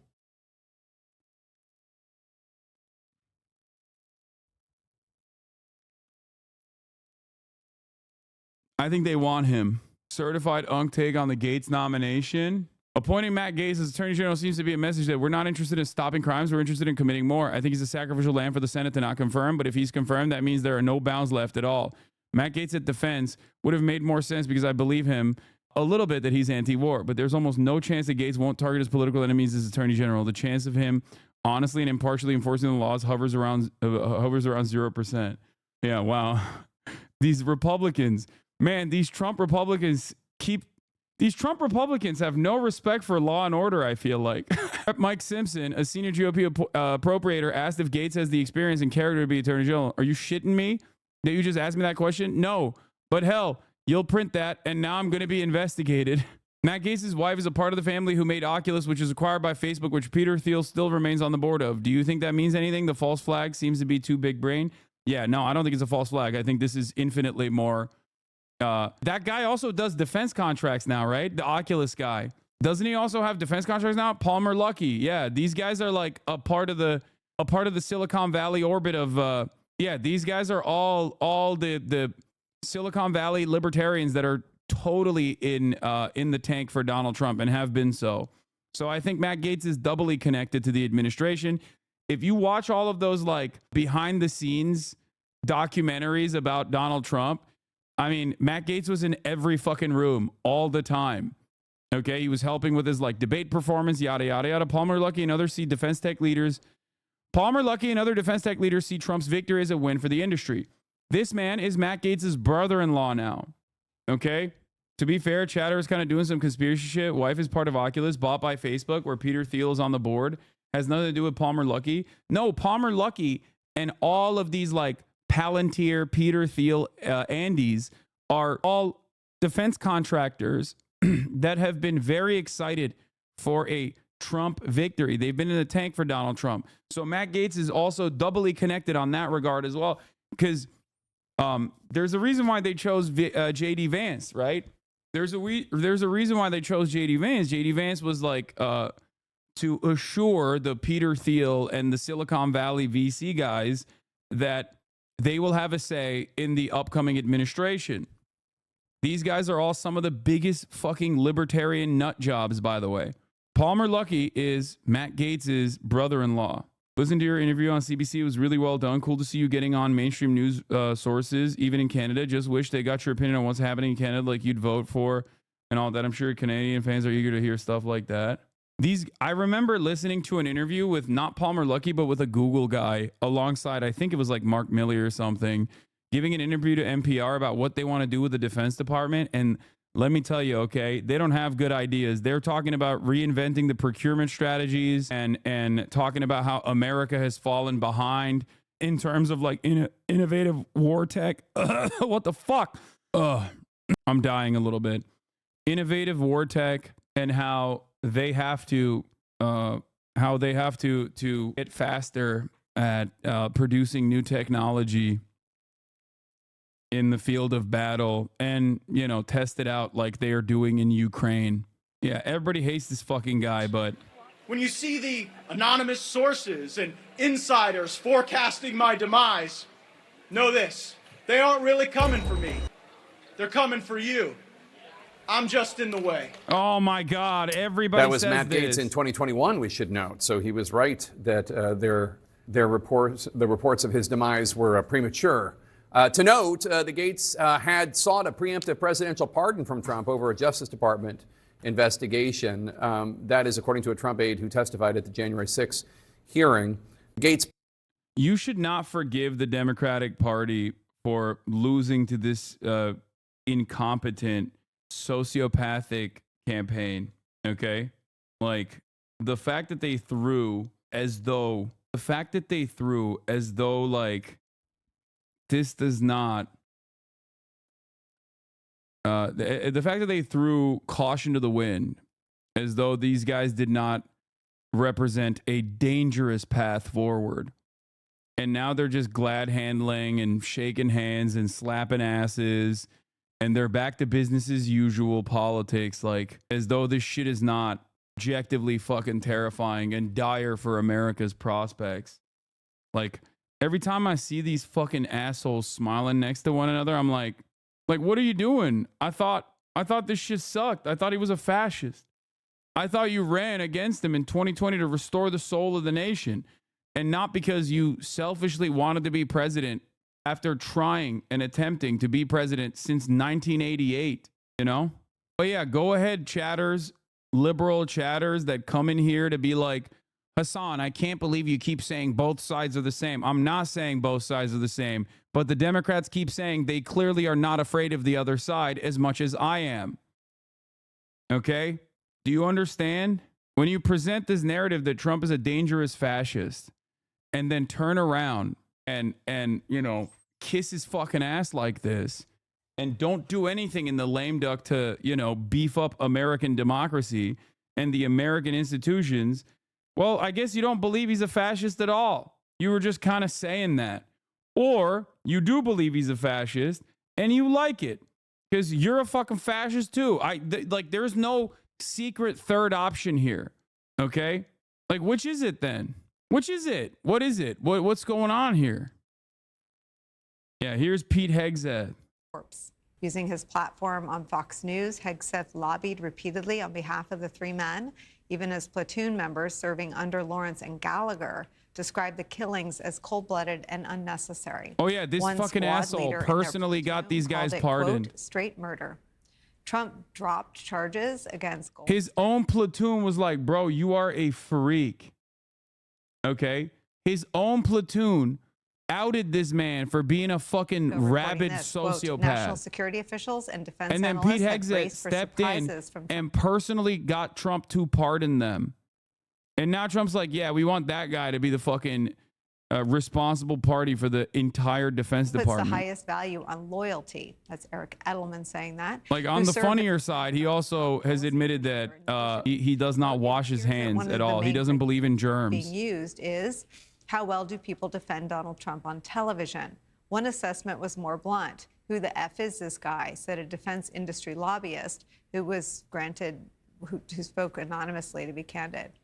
Should he be confirmed, Hegseth's first order of business will likely be that purge of Pentagon top brass. Here's what he said on a podcast 6 days ago. This guy's a Deus Vault tattoo, You got man. to fire the chairman of the Joint Chiefs, and you got to fire this. I mean, obviously, you're going to bring in a new Secretary of Defense, but any general that was involved, general, admiral, whatever that was involved in any of the DEI woke, it's got to go. Gotta go. The future of the United States military on the line as Donald Trump nominates a Fox News weekend morning show host to be the Secretary of Defense is where we begin the hour. Retired four-star Army General and MSNBC military analyst Barry McCaffrey's here. Plus, retired U.S. Marine Corps Lieutenant Colonel, founder of the Democratic Majority Action PAC, Amy McGrath is here. Oh, the look, President Amy of Media McGrath. Matters for America. Another fucking brilliant winner right there. The Department of Government Efficiency is officially outside of the government itself, but Elon went ahead and gave it a gray badge to make it look like it was official. I mean, it doesn't matter. Of course, this is fucking plaything. All right. Let me get back to Lindsey Graham and other top senators on the Senate Judiciary Committee non-committal on Matt Gaetz as Attorney General. Now, a lot of these talking points are just simply people playing block and push for the time being. When push comes to shove, they will, they know how their bread is buttered. Okay? They're going to go along with it. I'm letting you know. They're going to go along with it. Do not be surprised by this. Action to Matt Gaetz as AG. Yeah, I don't know yet. I think about that one. Do you have any concerns about it? We'll see. Yeah, I mean, he's in the tank. Lindsey Graham has never not kissed the fucking ring. You know what I mean? Others spoke a little bit more at length, Jake, including Senator John Cornyn, who's also a senior member. Acceleration is eating good right now. That's the funniest part about this. It's the Democratic Party that are the accelerationists. It's not the fucking activist base. You know what I mean? Like, the Democratic Party gave this election to Donald Trump. Do not forget, okay? They gave this election to Donald Trump, and now they are, I don't know, they're just acting like this is not a thing. This is not like devastating. I think these are the real accelerationists are at the tippy top of the Democratic Party. They do not care about a Trump future, okay? If they did, they probably would have run a better fucking campaign. I can totally understand Democrats underperforming and losing is what they're good at, but considering how bad the Republican campaign was, I cannot grasp how it was so successful. Shouldn't they have also done worse with that bad of a campaign? I'm a Canadian, and I watch your coverage of right-wing media, and I still can't mentally grasp what brings that many people to this conclusion. I mean, it's pretty simple. People are like, I need more money in my pocket, and Trump says he's going to do it, and the Democrats keep telling me that, like, things are fine, things are good, and that's it. That's it. You have no interest in preserving the sanctity of these wonderful institutions if you don't feel like these institutions are defending you. If you don't feel like these institutions are there to protect you, why the fuck wouldn't you want to blow it up? You don't give a shit. You're like, yeah, dog, fuck it. Who cares? Of the Senate Judiciary Committee, someone who ran for majority leader, fell short in that bid, said we'll have to do our job as a Senate, do our advise and consent function. Very noncommittal when I asked him if he would support him. And I also asked Senator Tom Tillis, another senior member of the Senate Judiciary Committee. My libertarian Bernie respecting Trump loving boss just messaged me about him and his wife moving out of the country over Matt Gaetz for Attorney General. 7 days into transition. They'll be fine. If they love Trump, they'll be fine. They'll be like, nah, this is great. And he said, Mr. Gaetz and I have jousted on certain issues between the House and the Senate. He said at the end of the day, it only comes down to whether you have the credentials and also the relationships. And of course, what Tillis was referring to was Gates' central role in pushing for the ouster of Kevin McCarthy back last year. That led to a whole back and forth. It made him very unpopular. The Senate will not confirm him, bro. Relax, law. Let me explain something to you, okay? I'm Turkish. And when I was growing up, there was a man named Recep Tayyip Erdogan, okay? And one of the things that Recep Tayyip Erdogan did was secure his immediate periphery with like a new rank of wealthy multimillionaires that would then dominate the Turkish economy. But he didn't stop there, okay? In Turkey, the military is considered much more significant and much more impressive and much more important than the way we here in the United States look at the military. After all, Turkey has had numerous coups, military coup d'etats that have overthrown administrations in the past. So knowing full well what was going on there, okay, Recep Tayyip Erdogan also has undermined the military. He did this after the last attempted coup that took place, not with the military, but by a CIA-backed Fethullah Gülen who died recently, okay, in his Poconos home. Recep Tayyip Erdogan and Donald Trump are very similar to one another, okay? Very, very similar to one another. All of the institutions that you believe will preserve American democracy or normal American existence will be eroded. Donald Trump, I've heard, has specifically thought about putting in charge of the Defense Department, and the appointments, like the general appointment structure, a former general, the Warriors Committee or something, like a different committee, so that he can have loyalists that end up making these appointments. Why didn't this happen in 2016 then, Azan? Because Donald Trump in 2016 was definitely not as firmly within the establishment of the Republican Party. He did not have the same level of control. He was not as prepared. He just kind of lucked into this position. Brother, if you read reporting on this, as I did way back in the day, you will recognize that Donald Trump himself didn't think that he was going to win in 2016. Okay? It came as a shock to him as well. 4 years of leading the administration, and then another 4 of trying to avoid legal scrutiny and wanting to preserve his I guess legacy, but also more importantly just trying to not go to prison, avoid jail time. Donald Trump now is back with a vengeance, and this time he's not going to repeat the mistakes he made. He's not going to have cabinet members that are not incredibly loyal to him. Okay, he is going to make sure that he undermines every institution, including but not limited to the American military. This is what strongman leaders do. This is what Recep Tayyip Erdogan did, and this is precisely what Donald Trump is going to do as well. He does not want any threats. He does not want anyone who can maybe stop him. He's going to go in and he's going to put his loyal soldiers in every fucking federal agency this time around. And he's not going to, like, first and foremost, the most important thing that Donald Trump needs here in the way that he's making these assessments is like people who are committed to him, people who have demonstrated loyalty to him. Okay? Above all else, that's what's the most important thing. He can't have a fucking Mike Pence style situation again. All right? That would be unacceptable. Senator Bernie Sanders has announced a piece of legislation that he is moving forward next week with a resolution to block billions of dollars of aid to Israel. Starting tomorrow, AIPAC is running ads in 17 states urging senators to oppose the resolution, by the way. Do not know how much support it will pick up, but I will, of course, be in support of it unconditionally. This time, Donald Trump is more prepared, okay? He had 4 years to fucking imagine what it would look like to have this vengeance agenda, to have this vengeance campaign. Among the House Republican Conference and faced a barrage of criticism from Republicans in the Senate as well. Or he says, we are flying out to D.C. tomorrow to try and lobby for senators to support this bill. Wish us luck, chat. Hell yeah.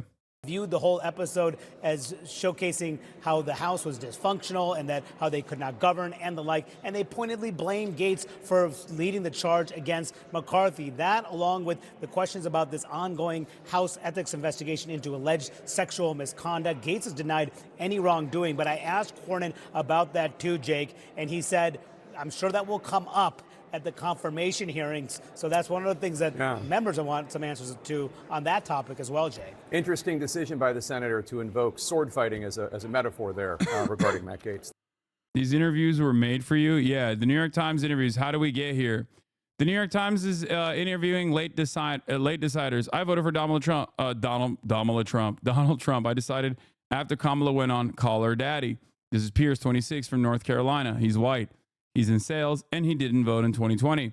Lillian, 27, Virginia. White, digital advertising, voted for Trump in 2020. I voted for Trump and made that decision the same day the mainstream media was having a meltdown after the Madison Square Garden rally. I also saw an ad from Democrats about abortion misinformation that really made me upset. I said, you know what? I'm going to vote for Trump. Everybody hates him. They're lying about pregnancies. Let's just do it. Jack, 22, New York, white, underwriter, voted for Biden in 2020. I wrote in for Mike Bloomberg. I don't like either top of the ticket. That's incredible. McLean, 25, DC, white, Eaglefield, wrote in Romney in 2020. I shocked myself and voted for Trump. Shocking that someone who was still doing a write-in candidacy for a fucking dumbass Republican was able to get herself to write, to actually actively vote for Donald Trump. No one tell my family. I was so impressed by J.D. Vance, the way he carried himself and how normal he appeared. I think I became radicalized on the men and women's sports issue. The ad that says Kamala represents they, them, Trump represents you. That was so compelling. While Trump is deranged, he represented normalcy somehow to me. I was looking for a candidate that I felt I could trust, as Laura, 20, Maryland, white, legal intern, didn't vote in 2020. A key moment that stuck out to me was the SNL skit that Harris did, where she essentially made fun of herself. All her focus was going to entertainment industries and avoiding interviews. That came off to me as very phony. Lillian, 27, white, digital advertising, voted for Trump in 2020. The thing that was really the nail in the coffin for me was when Biden called half the country garbage, and then the White House moved to change the record officially. That really bothered me. That made me really want to rally against them. Here's where it's coming from. What issue did your vote come down to in the end? Strength, affordability, jobs. We spoke with 13 young undecided Americans for months. Here's how they voted. I can't wait for 20 more years of Democrats placating to the delicate feelings of conservatives. I know. It's cool. The Democrats should never project power. Clearly, dumbass Americans are not looking for that. Oh, wait, just kidding. They literally only want that. They want that so bad that they're fine with it coming from a fucking fascist. They are not fearful of fascism. They feel like fascism is yet another way to project power. Joe Biden was weak. He was fragile. He was an old man. Probably not good for Shrimp, but this David Brooks interview is so bad. And half the time, so we built our trade policy. Oh, there's no video. I'm not going to watch it then. What is this? Sorry for spamming this, but this touches on everything. What? Trump draft executive order would create board to purge generals? Oh, yeah, this is what I was talking about earlier. June 30th, 1934, Hitler would embark on a multi-day campaign in which he would purge Yahtzee leadership of people he deemed too powerful or opponents of his. This would be called the Night of the Long Knives. He did this so that he could ensure there would be no checks and balances of him as he tried to enact the more extreme parts of his agenda. By July 3rd, hundreds of Yahtzee leaders would be dead or fleeing for their lives. I hate knowing history right now. I mean, I'm not going to lie, calling the politicians weird was better than calling supporters names, even if it was misconstrued, because we learned this lesson with deplorables in Canada when our prime minister called conservative voters bad too. No, dog. You can't call Trump supporters garbage, even if you're the president, and then fucking turn around and say we want a Republican Party. We like the Republican policies. You can't call them fascists and then say we want fascism. That's the problem. If they're garbage, say so and put up a fucking fight. Nobody likes a phony. Nobody likes a fake. You can't fucking turn around and consistently try. You can't turn around and consistently try to win over Republican voters when you got your own base of support that you're just undermining and casting aside, tossing aside. Border bill wall discourse hypocrisy. Exactly. So fucking stupid. People are dumb, but even dumb people respond to hypocrisy. Okay? The dumbest person you know still cares about hypocrisy. In many instances, they care about hypocrisy more than they care about anything else. Okay? That's the problem. And I think people just don't understand that problem or refuse to understand the problem. Okay? Pete Hegseth wrote a book. Okay? Here are some thoughts from Trump's pick for Secretary of Defense. Fox's Pete Hegseth, Brian Kilmeade, criticize American veterans who apply for every government benefit they qualify for. Okay? Hegseth tars veterans using all their government benefits as dependent, while Kilmeade suggests they lack personal integrity. Fox's Pete Hegseth. Hold on. Fox's Pete Hegseth. Kim Jong-un probably doesn't love being the guy who has to murder his people all day long. Hegseth. Kim wants to meet with Dennis Rodman and loves NBA basketball and loves Western pop culture. Fox, I mean, I don't know why that's not that bad. I don't really give a shit about that. Fox's Pete Hegseth. There's merit in a preemptive strike against North Korea.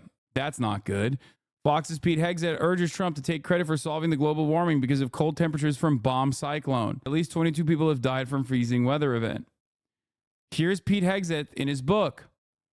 Just like Christian crusaders who pushed back on the Muslim hordes in the 12th century, American crusaders will need to muster the same courage against Islamists today. Good thing for all the liberals who also feel this way. They get their wishes, you know? So that's cool. I fully understand the distinction between peaceful Muslims and Islamist Muslims. I have many dear friends who are Muslim, including Texas Omar, his family and colleagues at Fox News. They are wonderful people working and fighting in their mind to save a religion besieged by radicals. I don't agree with that assessment, but they love America, so I respect them dearly. He's saying that even someone who is fighting against radical Islam is still Muslim, so obviously they're still bad, but at least they love America. That's what he's saying. But they are under siege. Next to the communist Chinese and their global ambitions, Islamism is the most dangerous threat to freedom in the world. It cannot be negotiated with, coexisted with, or understood. It must be exposed, marginalized, and crushed, just like the Christian crusaders who pushed back the Muslim hordes in the 12th century. American crusaders will need to muster the same courage against Islamists today. Islamists and even mainstream Muslims use aggressive tactics to exploit American tolerance as utter weakness in order to achieve accommodations. Bro, I just want to say something here, but this is literally, is this destiny or is this the upcoming defense secretary, you know? The person in charge of the Department of Defense. Sounds exactly like my naysayers. Sounds exactly like a lot of the people who have cast me aside as a dangerous Islamist extremist. Maybe they're excited at this, despite the fact that they were so scared of the Trump administration. Unlike me, though, you know? Islamists and even mainstream Muslims use aggressive tactics to exploit American tolerance as utter weakness in order to achieve accommodations that would never otherwise be tolerated. I'm not talking about on the battlefield. I'm talking about in our classrooms, city councils, and social media. Simply put, their sheer insistence, the specter of violence, and their passionate beliefs lead many American citizens to retreat on demands for assimilation to American principles. A reality we've seen powerfully in Minnesota among a large Somali refugee population. Muslims insist, making others feel as though they are under the gun or somehow wrong. Bigots, the leftists cry, for fear of public reprisal and cries of intolerance against anyone who questions their religious demands. Most Americans simply cave into a stubbornly insular Muslim community. Here's Pete Hegseth praising Trump for wanting to ban Muslims from the country. Hegseth wrote that Trump was right to call for a total and complete shutdown of Muslims entering the United States. As usual, President Trump has been and continues to be willing to say and do the things most American political leaders would never have the guts to do. In December 2015, candidate Donald Trump called for a total and complete shutdown of Muslims entering the United States until our country's representatives can figure out what the hell is going on. He was right then, and once in office, tried to implement a more tailored ban from certain countries with large populations of Islamists. It was tied up in the courts until going into partial effect. With a win in the courts, he now plans to expand it. The result, it's 2020, and half the country, more than half of elected officials, and almost everyone in the media still have no idea what the hell is going on, except for President Trump. Our leaders still don't take the threat of Islamism seriously. Some of his excerpts are insane. One of the best in the business, U.S. candidate John James, is a big fan of anti-Muslim bigot Pete Hegseth. Hegseth pushed an anti-Muslim rhetoric on Fox News in February 2016 about Hamtramck, Michigan, which has a Muslim majority. Hegseth pushed fears about the assimilation and integration of Muslims. In May 2017, Hegseth criticized the then Minneapolis Mayor Betsy Hodge for giving her State of the City address at a mosque. He stated, "This is the left doing everything they can to fall over themselves to fawn over a new community." In May 2018, Hegseth said of France, "I hate to put it this way, but I think it's true. They've got a slow motion 9/11 happening in their borders in France. Demography matters. Muslims are having 2.6 kids, whereas French-born folks are having 1.6 kids. Muslim French people are not considered French in the eyes of Pete Hegseth. Muslims are not considered American in the eyes of Pete Hegseth. This man will now be in charge of the American Defense Department. Okay? Hegseth is also a supporter of Florida Republican congressional candidate Laura fucking Loomer, who has described herself as a proud Islamophobe, has said, much like Destiny, by the way, has said that she didn't care about the anti-Muslim mass shooting in Christchurch, New Zealand, and has stated that she's in favor of more migrant deaths. Hegseth has repeatedly defended Loomer, said that he hopes she wins and wins big, and posted a now-deleted tweet containing a donation link to her campaign. Hegseth makes his anti-Muslim views clear in his book, American Crusade, which was released in May. In it, he wrote, just like the Christian crusaders who pushed back the Muslim hordes, we already covered that part. Hegseth also warned about Muslim birth rates in states like Michigan and the number of Muslim candidates who have won political office across the U.S. Today, Europe is sort of waking up to the fact that it has been invaded again, culturally and demographically. According to the Pew Research Center, the Muslim population in Europe, excluding Turkey, was estimated at 30 million in 1990. At 44 million in 2010, and is expected to grow to 58 million by 2030. The number is growing, while birth rates among native Europeans have all dropped. What is the distinction between Muslims who have migrated to Europe or Muslims who were living in Europe versus the native European-born people? Racism. That's it. There is no difference functionally or fundamentally between a Muslim person or a Christian person living in a fucking European nation state, okay? Unless you're a fucking Nazi, unless you are out of your goddamn mind. And Pete Hegseth certainly is out of his goddamn fucking mind. Many European countries would have declining populations if not for Muslim immigration. Combine these factors over time, and this is what you get. In 2019, the most popular name in England for newborn boys was Muhammad. Could the same thing happen in America? Of course. With enough leftism and enough time, anything is possible for Islamists. He wrote this in his book, by the way. I like that he is making no distinction between the Islamists that he was afraid of versus all Muslims, by the way. Seems like he doesn't care about the fundamentalists, but instead cares about the undesirables, which he thinks all Muslims are, versus, you know. Oh, yeah, by the way, these are some of his wonderful tattoos. Yesterday, Trump announced he's nominating Pete Hegseth as Secretary of Defense. Hegseth is a prominent Fox News personality and a veterans advocate, but he also has strong ties to the Christian far right that I've not seen fully exposed yet. Here he is, rocking the fucking chess piece, the Templar, the Jerusalem cross, okay, and his other Deus Vult tattoo. Christian far right is a coalition between different Christian movements bound together by aggressive theologies and often, but not always, white supremacy. This is the extreme militant end of the spectrum of what is popularly called Christian nationalism. Theologically and socially, there are at least three distinct major strands of the American Christian far right today, with lots of smaller ones too.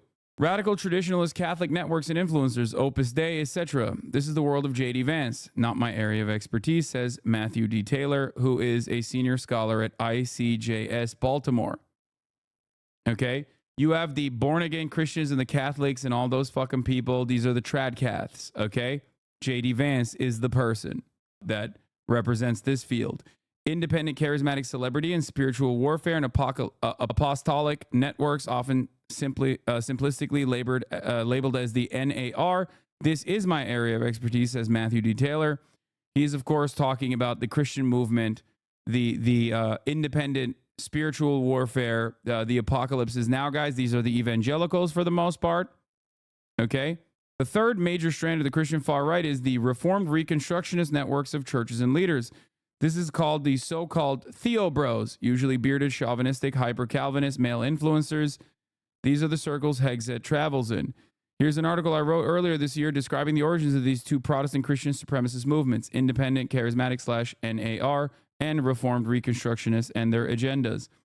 The Reformed Reconstructionists tend to emphasize post-millennial eschatology, i.e. building the kingdom of God on earth, theonomy, applying biblical law to every society, alternative education, homeschooling, or classical XN academies, exclusive male leadership, and masculinity.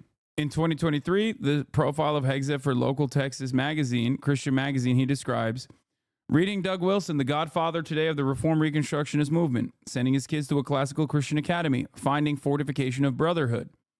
Hegseth apparently attends Pilgrim Hill Reformed Fellowship in Tennessee, led by Brooks Potiger, the pastor, and Joshua Hames, pastoral intern.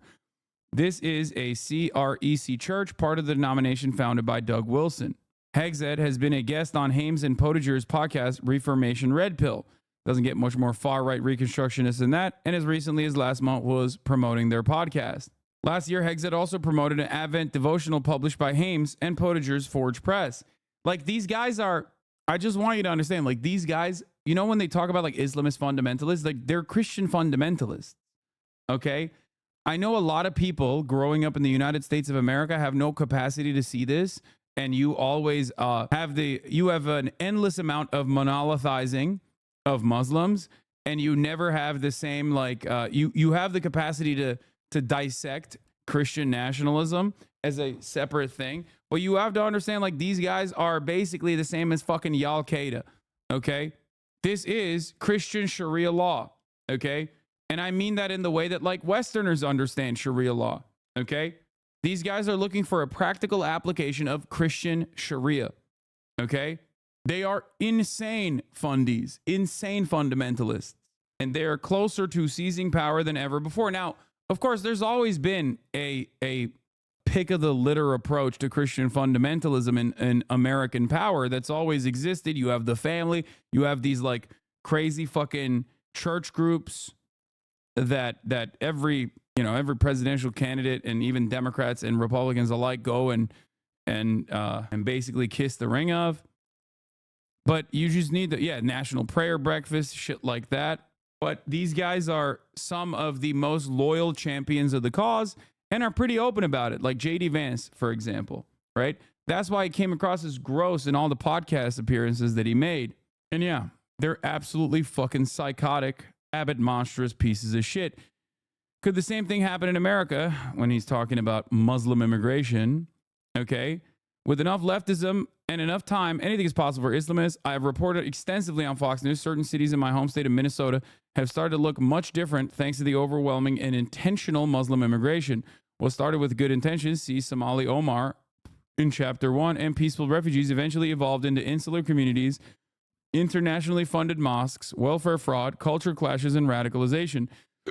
Then, as Muslims' birth rates have grown alongside their political influence, local tolerant populations have made concessions.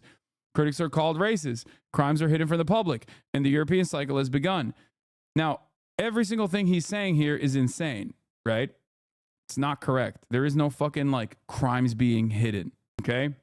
He's just being a racist and hallucinating something that is not happening. But it doesn't matter with enough people who also are, in Reformed Calvinism, what Hegzed is, followers believe in predestination, that they are called by God to the afterlife and others are not, no matter what they do. It's extreme and goes far beyond typical American Protestantism, where you can earn the afterlife simply by believing in Jesus. He likely believes in a violent apocalypse-style culling of the masses where most people go to hell. Isn't that crazy that we have so many prominent, very active, completely insane anime-style religious ideologies in America, and there are tens of millions of people who actively believe in it. And while their numbers are dwindling, their influence at the tippy top has not. As a matter of fact, their influence has become more prominent, I would say, within the Republican Party. That is what's so crazy about this, is that while church attendance is going down, okay, and more people find themselves to be agnostic or atheist and are self-reporting as agnostic or atheist, or not firmly committed to a theoretical or practical application of Christianity, these guys have gained more power, more influence. It is crazy, okay? And when I say anime style, I literally believe it. So many of these guys that are committed believers believe in this, like, insane apocalyptic notion. Like, evangelical Protestants, which we talk about quite frequently, believe that, the rapture is going to happen. And in order for the rapture to happen, the events that must unfold beforehand is that all the chosen sons and daughters of God, Jews, go to Israel and maintain that land so that Jesus can come back to earth and fight the devil and his army in Megiddo. Okay? That is a real thing that tens of millions of Americans unironically believe. Okay? This is why they are very firm and committed supporters of Israel, for the record. If you're wondering why so many fucking anti-Semitic guys in the deep south that are, they got pro-Israel bumper stickers and shit on their King Rancher trucks next to their fucking truck nuts. That is the reason. Okay? Thankfully, we are behind the trends in Europe. Our two oceans, barriers to refugee invasions, and traditional Christian fabric have insulated us well, but we are losing them quickly. American leftists insist on pursuing the very same policies that led to the cultural invasion in Europe. The Muhammad thing wasn't even real, I don't think, by the way. I don't know why they just like ran with that, but who cares? The unholy alliance between leftists and Islamists means, by the way, this is like what's going on. Islamo-gauche in France and Islamofascism in places like the UK, like what they call it, is a total, it's basically Judeo-Bolshevism, but now instead of Jews being the outgroup that fascists used to point to, and some still do, the outgroup now is Muslims. Okay? Islamo-leftism is what a lot of these new fascists push for. Islamo-Marxism in India. Nice. Yeah. Yeah. In France is Islamo-gauchisme. Yeah. Islamo-communism. On the one hand, by the way, the enemy is both weak and strong, for the record, just so you understand. That's always like the same principle. On the one hand, Nazis used to say the Jews control the banks and the media and yada, yada, yada, and destroying the moral fabric of society, while simultaneously they were saying that they're like, all socialist and that they're all, formative members of the working class. Same principle holds here. On the one hand, they'll say these guys have values that are at odds with Western civilization. They're too barbaric. They're too backwards. Look at the way they treat women. Ironically enough, they want to treat women that way, the Christians, okay? The Christian nationalists, the Christian fascists, right? But they also will say these guys are fucking woke and leftist, okay?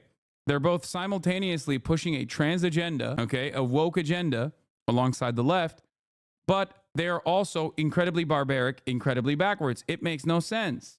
Non-assimilation, the erosion of national allegiance. Damn, this guy's good.